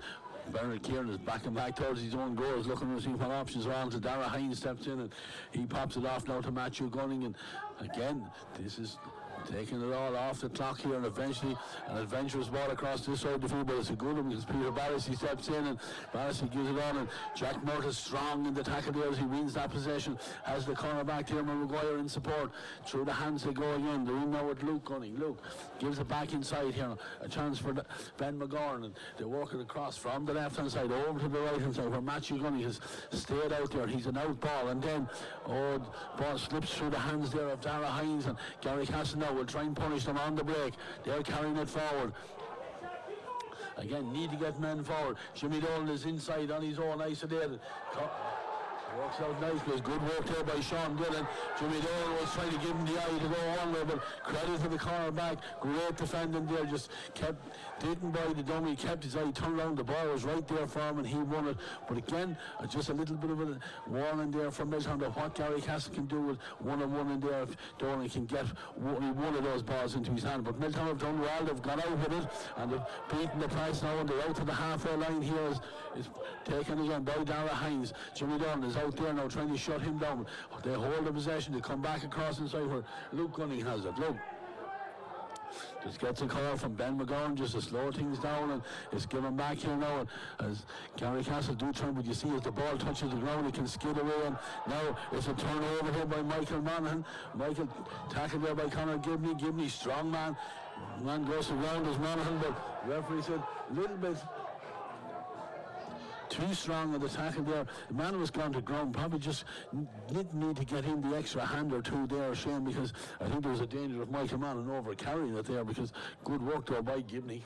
Yeah, and equally good work by Michael Monaghan. Look, it's a real game of cat and mouse in the middle when Milltown have the ball. They're trying to tease Garrycastle out from the defence and hoping to break a line by getting a runner off the shoulder. And Garrycastle are just trying to wait to pounce on that mistake, as Monaghan did twice there to turn the ball over. And they have a shooting opportunity, but we know with this wind and the distance and where he is, it's a very difficult kick, Ray. Yeah, Conor Cosgrave need to get a score though. You know, this one has gone in as aimless, and that's... It's important now for Garrycastle's perspective to put a real squeeze on this kick out. That's what they want. They want somebody to fumble or get caught in possession. The last time they hadn't as many committed forwards, so they weren't able to move it as quickly as I'm sure that Gary Dolan would have instructed them at half-time. But so they have to, again, be brave. Keep the commitment to 3, if not 4 or 5 lads up in the Milltown half and play that game of cat and mouse around the middle. Yeah, Alan Garrity's fired this one high out. It's drifting on the breeze and it's gone straight out over the sideline over there on the far side of the field. It's about 50 or so metres out from the goal there, but you can see Alan Garrity put his boot through the best he could do with it, and the wind just took it and out over the sideline. It's a line ball that Michael Monaghan has gone over to take it. 2 from frees, 1 from players. Monaghan holds the possession, gives it back as far as Gary McCallan. McCallan, Sora, left foot, heads across Milltown's 65-metre line. Ormobile takes it on the loop round, but doesn't handle it right, so the momentum is lost for a second or two. Holds that possession. Garrycastle need to get that scoreboard taken. Jack Mulville has gone forward there now. Gives it over to the far side where ball is worked nicely to the hands. Mulville is after it again, but as the ball goes around, the bodies have been thrown in there, and great work by the men in blue there, and they have possession again. Conor Gibney is coming out. Conor needs to get the ball away. He goes around. The ball is it's like a bar of soap in there, I know that, but the referee has signalling a touch on the ground there by one of the Milltown men. He's given a free in. Hard to see who it was, Shane, but you know, it is difficult when that ball hits the ground in there. Yeah, and Conor Gibney has been very, very strong today. Just got swarmed there by Garrycastle and fumbled the ball a little bit, and then as Monaghan came over to pick it up, there was a boot thrown out in front of him, I think, and the free in was given. But look, this is what Garrycastle want. Milltown have done well for the first 10 minutes of this half, but they have to keep that work rate up, that accuracy up, and the longer the Garrycastle are down here and the longer Milltown struggle to get away that kick out, the more Garrycastle will feel that they can put this game to bed. So yeah, Ben Dunnigan is about to be introduced wearing the number 15 jersey. He was listed to start. Just right this evening is Colin Mannion wearing the number 13 is the man that's making his way off. Substitution for Garrycastle, number 13, Colin Mannion, is replaced by number 15, Ben Donegan. Crucial kick here now for Garrycastle because they need to get that scoreboard moving. We're almost 12 minutes gone, and Michael Monaghan with his 4th point. 3 of them from frees. Julie does that. A goal between them. Just the penalty. 6 points. Yeah, just a penalty separating them right now. We'll see a big squeeze from Garrycastle and Alan Garrity's kick out. Alan kicked the last one and went out over the sideline on the terrace side. He's going to struggle here with the press that's on them. Yeah, need Murtagh to get up in the middle or something like that. The opposite happens. It was a good kick out. He ended nicely into the chest of Andrew Monaghan, and Jason Nugent is coming forward. Looks like he had the jersey pulled on him there, but the referee doesn't give anything about it. Might still work out for Garrycastle because they have it in there with Mark McCallan. Mark tackled and dispossessed, and great work back in there by the Milltown man. Again, referee, he's been consistent, and then he penalised Jack Murtagh. In all honesty, I thought there was a foul on the Garrycastle man first there, Shane, and then he didn't give it. Then it looked like there was a foul on the Milltown man. He didn't give it, and then he pulled him for touching on the ground. And you know, this point now, if it goes over, we're back to a 2-point game with a little bit of momentum in favour now of Garrycastle. Yeah, and he's penalising on the technical frees, but he's letting it to be a little bit physical, probably 1 or 2 that from our perspective they could have been frees either way, Ray, but he's consistent in it. It's the technical frees he's calling, the over carry and the touching the ball on the ground, the pulling off a jersey.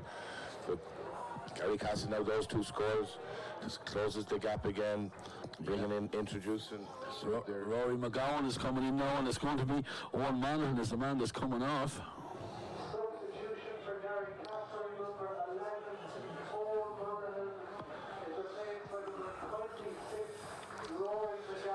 And again, there we can see there's only 4 players in the Garrycastle half, defensive half of the pitch. They've completely squeezed up to try and press this kick out on Alan Garrity. And if they get parity before Milltown get another score, yeah, that'll be a massive swing in momentum. Yeah, the ball is kicked out very, very close to the side and kept in play as the ball is kicked down the line. And Jimmy Doran's out in front of his man. Eventually gets it, needs a little bit of support and pops it off there now. And Garrycastle trying to come again now with Jason Nugent. Nugent skips away from his man.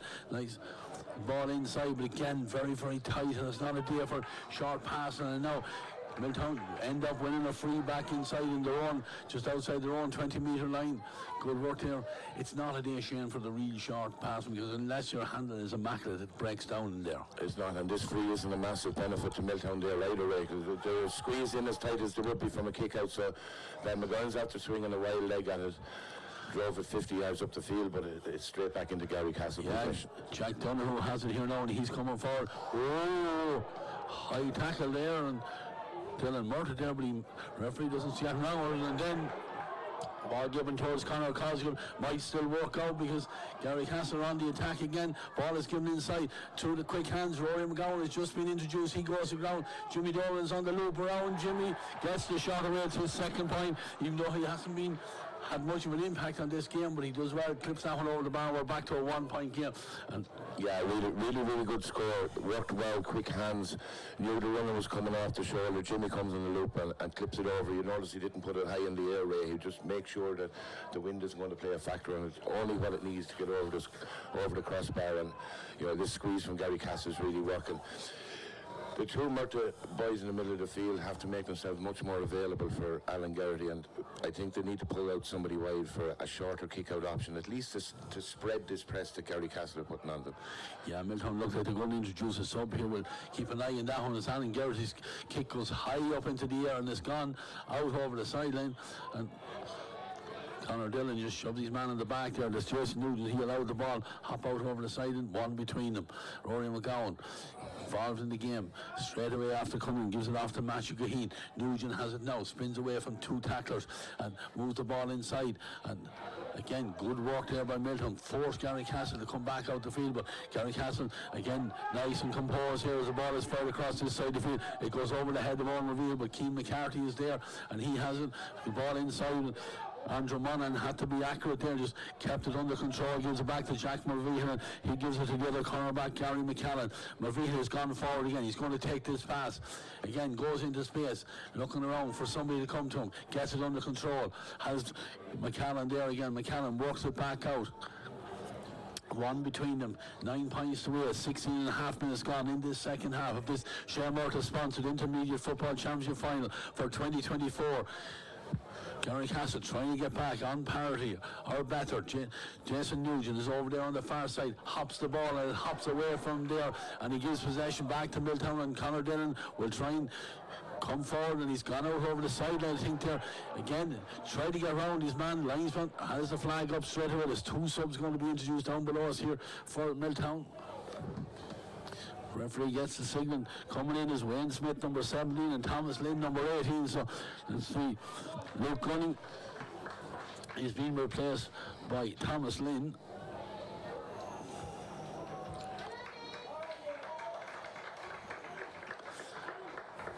I think Nathan Dillon Cray is the other player coming up. Look, I can understand. I know the two boys pretty well.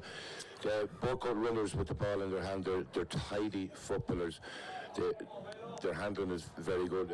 Wayne Smith has a lot of pace about him. Tommy Lynn is a real kind of smart footballer. So they need this. They need to get somebody get their hands on the ball and work it out past at least halfway line at this stage, where they've been camping their own half for the last 7 or 8 minutes. Yeah, Ben Dunnigan is on this ball for Garrycastle. His first time since he was introduced, so he gives it back. But again, teammate there standing, waiting for the possession to come to him, and then giving up cheaply here now. Rory McGowan gets on it, and a chance here now for Garrycastle. Jason Nugent tries to thread the ball through, doesn't go with anyone in particular, but then no one seems to want it. Jimmy Doran goes down head first down into the ground, no free given. Milltown have possession, almost like rugby there, but again, great bravery from both sides. Jimmy Doran is back in the ball and again gives it off now to Ben Dunning. I don't know why he's hopping again, because it's not a day for that, as all it did was allow Milltown to get bodies in around them. Good work now by the Milltown defence, and that might give them some encouragement. Weather that storm there, to have possession here now, worked over on the far side of the field there, and trying to carry this fellas hitting the ground all over the place here. The ball has gone out over the side on the far side of the field. There was a big clash there between Barry Kieran and Omar Veal, but then the line ball is taken quickly, and Rory McGowan is on it. Will he keep it in play because it's hit the ground? McGowan throws the left leg at it, gets it inside as far as Conor Cosgrove. Cosgrove goes away without the ball and then pushes, the referee indicates it, push on the Milltown man, free taken already by, and Ben McGowan has it. He's trying to get out of that 45-metre line. He steps away from one tackle. His full back is Baron Kieran. Kieran just pops it off with the left hand inside. Keane McCarthy getting in the tackle there. Good strength there from the man wearing the number 28. And then possession almost won back, but good work Dara Hines as well, and Dara Hines wins the free side. This free just inside their own 65-metre line. There's a spare man over on this side of the field if they can get a kick over to him. Instead, they move it down the field here now, where the ball is there to be won, and it is gathering and push on the back there on the Garrycastle man. Good work there, and the free one and the free out. Again, one between them, 19, almost 20 minutes on the clock. Rory McGowan, he's been influential since he came on, getting on as much ball as he possibly can. They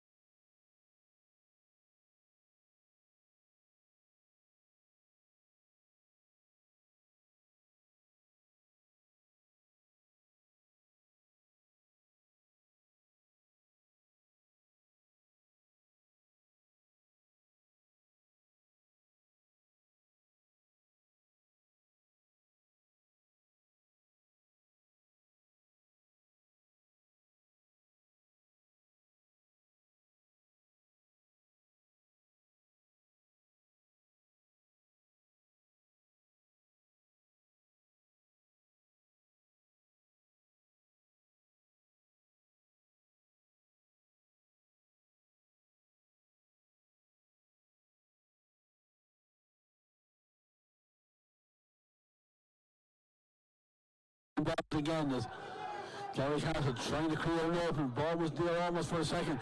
Great work there by Andrew Monaghan. He had to be brave there, but ball goes inside, and Jack Mulvean had to be brave as well, and he was exactly that. Rory McGowan gives the pass here, and again, good work there by the Garrycastle men. Win the free, take it maybe a little bit too quickly. Ben Dunnigan, he has it inside, pops it back as far as Conor Cosgrove. Cosgrove hasn't been much involved, but he might have been much involved up to now, but that time he had one look at the post, he backed himself and fires it over the bar. We're tied at 9. There's another sub being introduced here. Yeah, I think Sean Summers is coming in, another strong physical guy. Older head on him. I always found him as a very clever, smart footballer as well. And that's what I think they're looking at bringing in his cousin Paddy Summers as well. Guys who have a lot of experience in Milltown, and that's what they need, because this panic is settling in, and Garrycastle are after getting parity now, and this is the moment that we said if Garrycastle get to this point, it could be curtains for Milltown with 7.5 minutes of normal time. Yeah, there will be a couple minutes additional time. Alan Geraghty's ready with the kick out. Player makes a run sharp. We can see that ball is almost hitting off against the wall there as Conor Gibney grabs it, gets the mark for his head. He was just about outside the 45 there, because it hung in the air for so long. But you get the free and then Maguire comes forward. He's fouled. Just need to settle it down here now. Just get the possession, work it up the field, take the free quickly. It's given out to Sean Summers, man who's just been introduced. Knee bandage as he tries to sell it down again. Then comes into the tackle there. I thought it went off all Mulvean, but the linesman is closest to it. He said it's gone off. The Milltown man is taken short, and Garrycastle coming for Mulvean. Tackle there, and Dara Hines, and we're getting a little bit, tempers getting a little bit frayed here at the moment. 9 points apiece. Yeah, it's that panic where I mentioned the word a couple of times. It can be inevitable for a team their first time on this stage, and you know, they just need to settle. Darrow's not a dirty player. It's not even in his nature to foul too often, but he's after getting away with a yellow card, which possibly could have been a black. Yeah, exactly. You know, for a deliberate pull down, but perhaps it wasn't deliberate. It was more a lunging effort at the guy. Yeah, Rory McGowan stands away for the ball to come to him, and Conor Gibney says thank you very much. Gives it on here now, but again, tussle here, and the referee, he did get it right eventually, because there was a tug back there on the Milltown man there. Jack Mulvey was about to head away with the ball, but it is going to be a free from Milltown. They just need a little bit more composure. You know, there's another sub coming in. Patrick Summers, you did say he wasn't going to be introduced. Wearing the number 19. He replaces Diarmuid Maguire. He makes his way on. There's another sub also. Frank McLaughlin, again a hugely experienced man. He's coming in as well. So. Yeah, and I just hope for these guys' sakes that they look at this as an opportunity to come in and settle the game rather than, you know, become a hero themselves. They have to keep cool heads.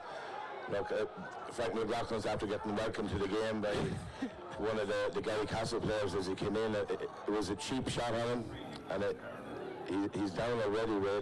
It was a bit of a cheap shot. But look, I said it earlier, Garrycastle have that cynicism. They understand what you need to do and push things to the edge of the rules.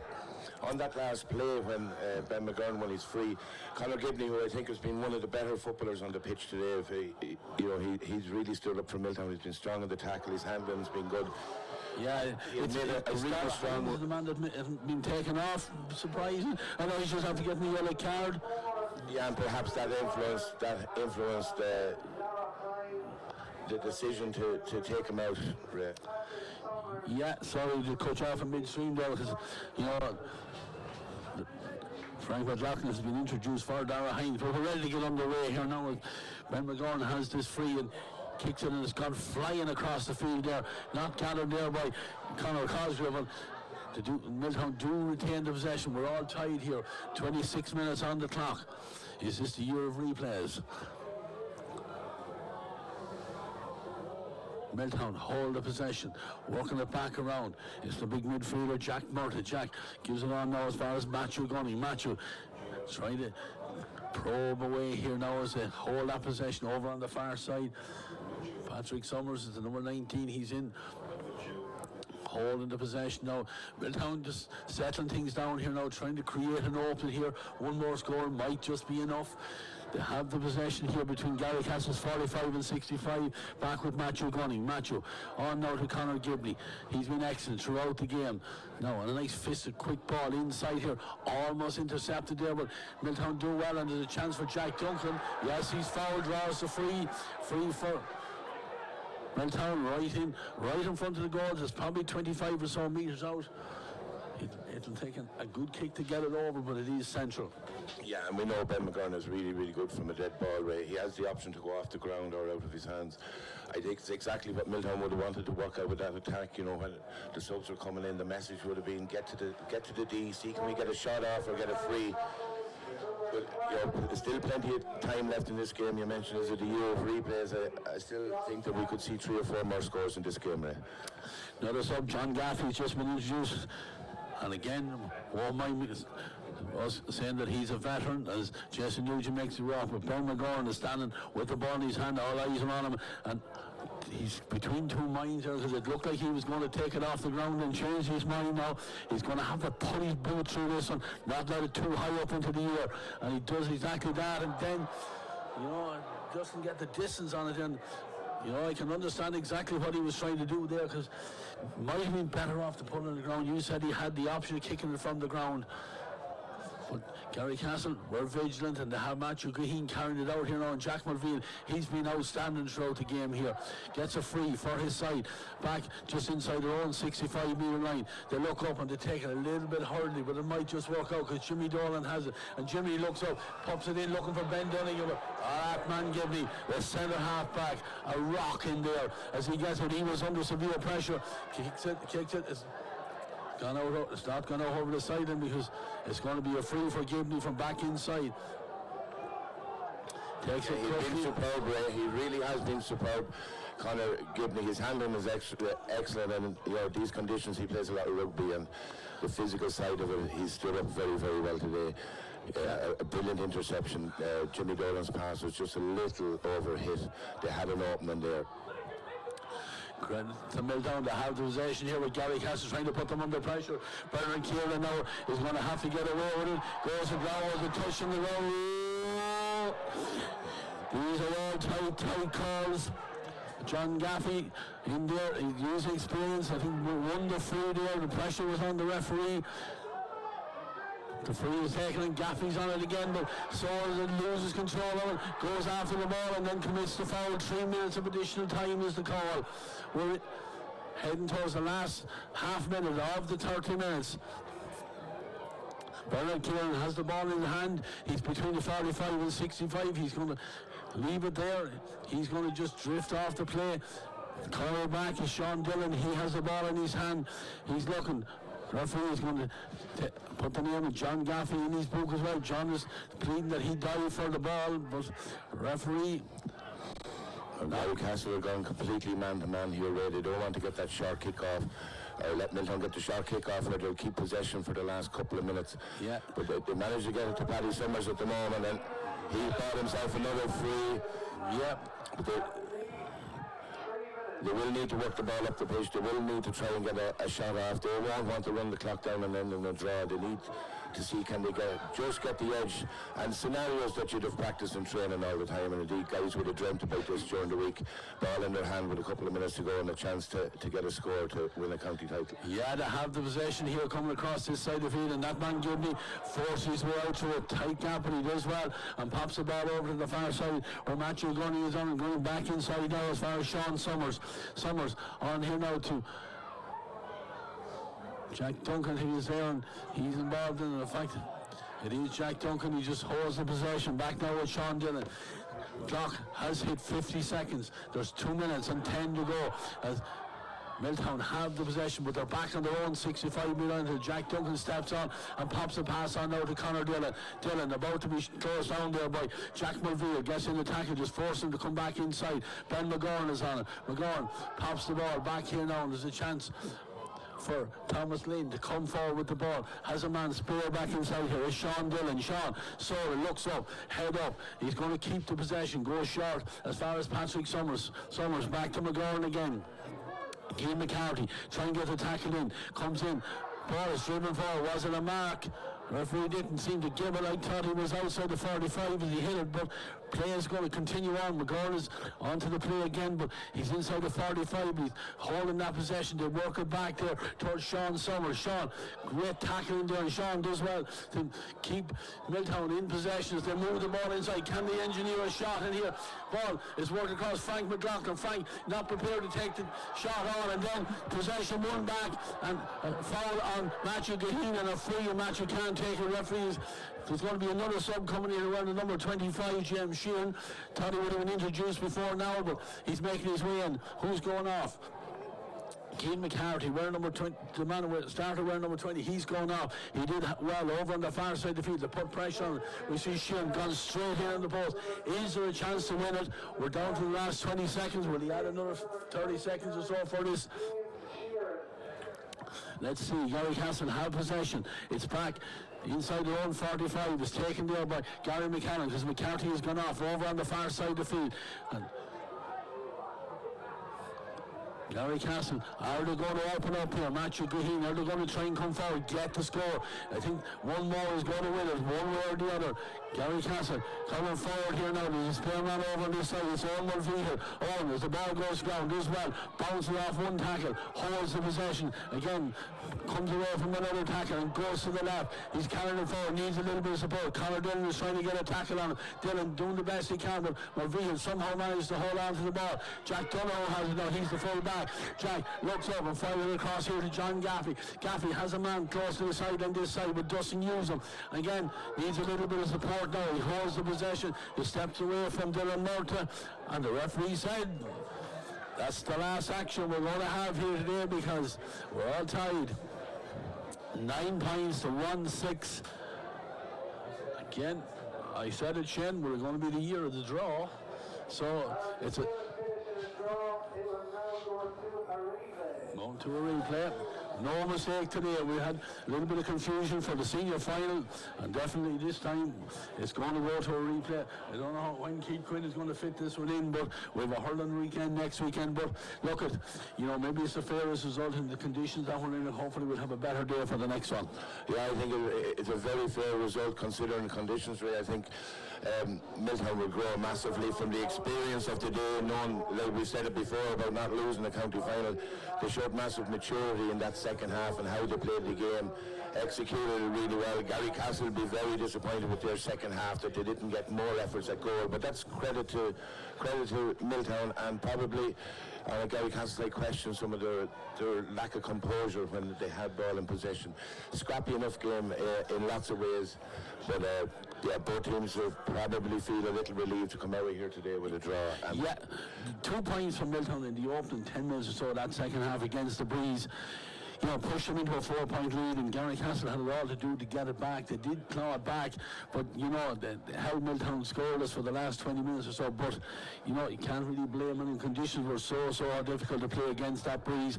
Ben McGorn maybe had a chance to win it with the free. He took it over his hand, where maybe he might have been better to hit it off the ground, but that's easy to say from here. Yeah, well, look, I would have spoken to Ben before. Ben had a chance to win a semi-final after extra time, or bring it to penalties against Shandona a couple of years ago, and he had put the ball on the ground that particular day. And I would have spoken to him since that, in that situation, take it from your hand and rob a few yards and change the angle and make sure it's a nailable score. But then today is very different. You're into the teeth of the Breeze, and it was a chance. I would say both sides had chances where they'd say they could have won the game. I think Conor Gibney was outstanding for Milltown today. He was a real difference in stifling a lot of the Garrycastle attacks.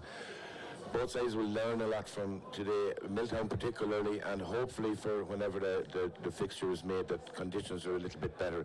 But an interesting contest without outstanding football. There were a lot of sloppy mistakes in it. Yeah, well, thanks very much, Shane, for joining me here on the co-commentary here today.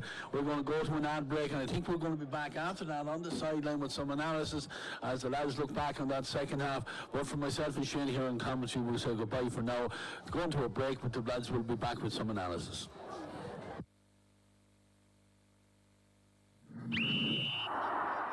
TEG, proud sponsors of TEG Cusack Park, serving aviation, biopharmaceuticals and medical industries across the globe. TEG has been to the fore in the fight against COVID-19 with our customers and partners, a local business employing local people. Visit teg.com/careers to learn more. Wishing all our GA patrons a safe passage through the championship. Seventh Coaches, proud sponsor of Westmeath GA Hurling Championships. Clark's Bar, wishing all teams the very best today. MJ Stone Building and Developments, proud sponsor of Westmeath GA. Cusack Park pitch is 145 metres long. Imagine 3 of these bridge beams would make up the length of the pitch. Now transport 30 of them from Harney to Kildare. A challenge overcome by a great team with the support of a great community. My name is Pat Barrett, Project Manager, Shay Murtagh Precast.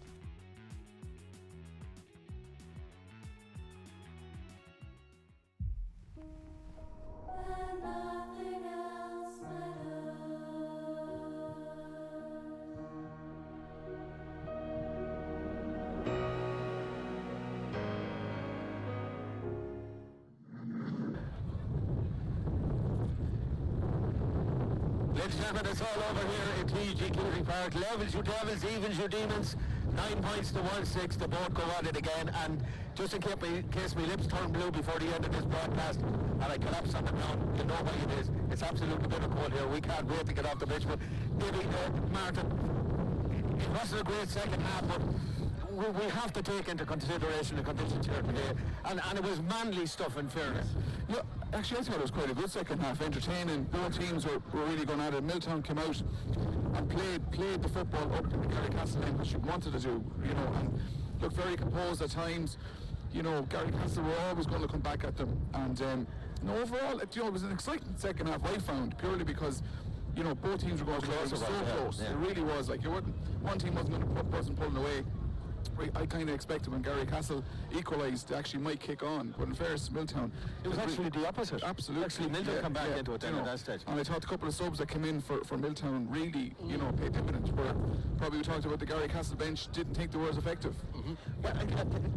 Speaking of that Garrycastle bench, Paul, I have to say, I thought some of the substitutions were very strange. Yeah. He took off possibly one of their better forwards in Jason Nugent and brought on a defender, John Gaffey. Yeah. Which made very little sense to me. And the one thing that struck me with James here when he came on, virtually as the and it came and suited him with a big man in their own full form to keep them running.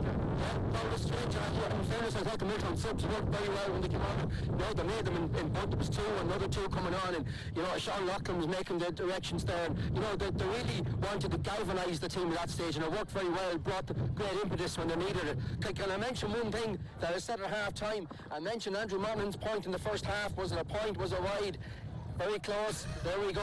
You know, it's ended in a draw here, so they're big decisions, big calls. Our balls on the next one. I just learned if you're a journalist, you need to stir controversy. Just in case anyone forgot. But I was looking back and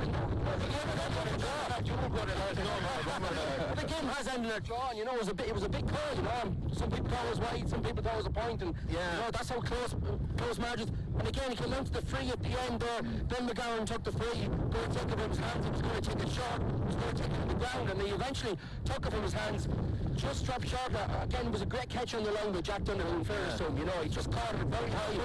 But having said that, Paul, he didn't look confident going up to kick it. Yeah, and it was funny, like Davey said to me, you know, just as he was going to kick it, he said he's changed his mind two or three times, and that's never a good sign. No. When you're taking a dead ball. Like I thought personally that they might have brought up Alan Garrett, whose kickouts in the second half against that very strong breeze were enough. Do you know what? To me, it looked like it was halfway between the top of the D and the 21. Yeah. Now, even with a strong wind, to me, that's a score ball. Yeah. It's very kickable. In fairness to McGowan, he got two great points at the start of the second half. I'm not. But that put him 4 points. That was a big. He was a major impact. And the thing I thought, the first 10 minutes, I was saying at half time, just come out and just play. And for the first 10 minutes they did, and they dominated the game. And then it was almost like they went back into their shell and invited Garrycastle on. And it wasn't until the very death that they went at it again. And I think there's something for them to learn from that for the next day. I think they're much better when they're going forward rather than trying to close up shot. I just thought Ben didn't look confident going up for it, and I thought with the way that Alan was kicking out the ball, I thought he might have had a go at it. And having said that, I thought possibly Ben McGowan was possibly Milltown's best player over the year. Certainly in the second half, he controlled an awful lot of the play. He got on an awful lot of ball. Even though at half time we were saying he was out too deep and he'd been making runs. Start the second half, he started being that bit more forward, but he was connecting play, he was getting on ball. He really was the out for every opportunity that they have, and laying it off and doing the simple things right. And I look at the draw as probably a fair result given the conditions, and to get a chance in a couple of weeks, wherever it is, and go out hopefully on a decent day. Davey, speaking of that they will have hopefully they'll have a decent day for the next day. Who possibly would have learned more from today's game? Well, I think Milltown, from a confidence point of view, that will bring them on leaps and bounds. Everyone is talking about Garrycastle being the team to beat and going to win this championship and go straight back up. But in fairness, they went toe to toe there for the whole 65 minutes of football. So I do think if they can, I suppose, learn from that and build on that side of it too. Garrycastle, again, I suppose the couple of substitutions for me, I was a little bit strange at times. But I think I still think we're in for a cracking final again come next week with better conditions. Both teams are well again next week because they're all playing. These lads are playing hard up again. Saturday, Sunday, 2 weeks. Because Milltown, if Ben got that free at the end, Milltown probably win it. To be fair, I was on the opposite side of the press box, and it was an extra goal wins. That's what it looked like to us. And in the conditions that are in it, you know, you want somebody to be the hero, and I'm glad nobody was the villain. Yeah, you know, absolutely. Nobody let them stand down or making it a very. Look at it. I think it's fair. You know, both teams get an opportunity to go again. They'll both look at it. I think Davey makes a good point. I think, you know, first county final for Milltown. Yeah. You know, he could have hit them, you know, different nerves. I think they'll have learned a huge amount and possibly might be a bit freer going in the next day. I thought for the first 20 minutes it showed that they were in their first final in a long time. That's why I'm not, obviously they didn't lose the game, but that's why they didn't win at Milltown the first 20 minutes. I think Garrycastle will have learned today that they're in a match here, you know, in Milltown. That's what they'll have learned. Well, back to what, they've played 2 games this season and both of them. Yes, exactly. And going back to what David said earlier about Milltown Pass playing them early in the year, James Dolan said to me that the first game when they were playing Milltown Pass, they didn't know what to expect. Coming out from senior football, playing intermediate, he says, and suddenly learned intermediate football was completely different. It was much more intense, hard fought and all the rest. And like, if Garrycastle went up, they're probably better suited to senior football with their experience and the way they play than Milltown, who will be coming up completely from intermediate grade, you know. But Milltown have every chance of going up now, and it's going to be a great battle the next day. I was really impressed the way Milltown battled in the second half. Came a real kind of a scrum, and the ball was like a bar of soap. It went all over the place. It was who won, and they were diving in for that ball. Connor Dibney was immense. Yeah, he was. I have to agree with you. Really suited him today. That type of game kind of suited him today. The fact that it was a dogfight, you know, and scrums, a big man. Exactly. You know, he was in a fair few at the time. But look, we've something to look forward to here in a fortnight's time. We're in double overtime now in 2 weeks' time. We got overtime for the county final, so the check is in the post. We'll get to Portugal, would you? We'll to Portugal with us. We'll give to play at Lanzarote maybe and bring all 14 out. But that's it from us today. It's been an eventful day indeed. Castle for Coolway Hall, our junior champions for 2024. We congratulate them, and it's back again at it for Milltown and Garrycastle. Looking forward to possibly in 2 weeks' time. Don't forget at AVTV next weekend. It's a hurling weekend next weekend. Junior, intermediate, senior B, senior final and the minor final here next weekend. It'll be all live here on AVTV. Unfortunately, or fortunately for some of you won't have to look at my sorrowful face next Saturday. Unfortunately, I'm not here, but I'll be back with you on Sunday, so you can turn off the telly at that stage. My thanks to Paula Donovan, to Davey, to Ray, and to Shane in the press box upstairs, and indeed on commentary, Ollie Gallagher and Gerald Gavin on comms. And indeed, it's been a good day. We're going to get out of here now, lads, because if I stay here any longer, so they're going to freeze to death. Thank you very much. Slán agus Pánaigh go Gníomhiste. TEG, proud sponsors of TEG Cusack Park, serving aviation, biopharmaceuticals and medical industries across the globe. TEG has been to the fore in the fight against COVID-19 with our customers and partners. A local business employing local people. Visit teg.com/careers to learn more. Wishing all our GA patrons a safe passage through the championship. Sevens Coaches, proud sponsor of Westmeath GA Hurling Championships. Clark's Bar, wishing all teams the very best today. MJ Stone Building and Developments, proud sponsor of Westmeath GA. Cusack Park pitch is 145 metres long. Imagine 3 of these bridge beams would make up the length of the pitch. Now transport 30 of them from Harney to Kildare. A challenge overcome by a great team with the support of a great community. My name is Pat Barrett, Project Manager, Shay Murtagh Precast.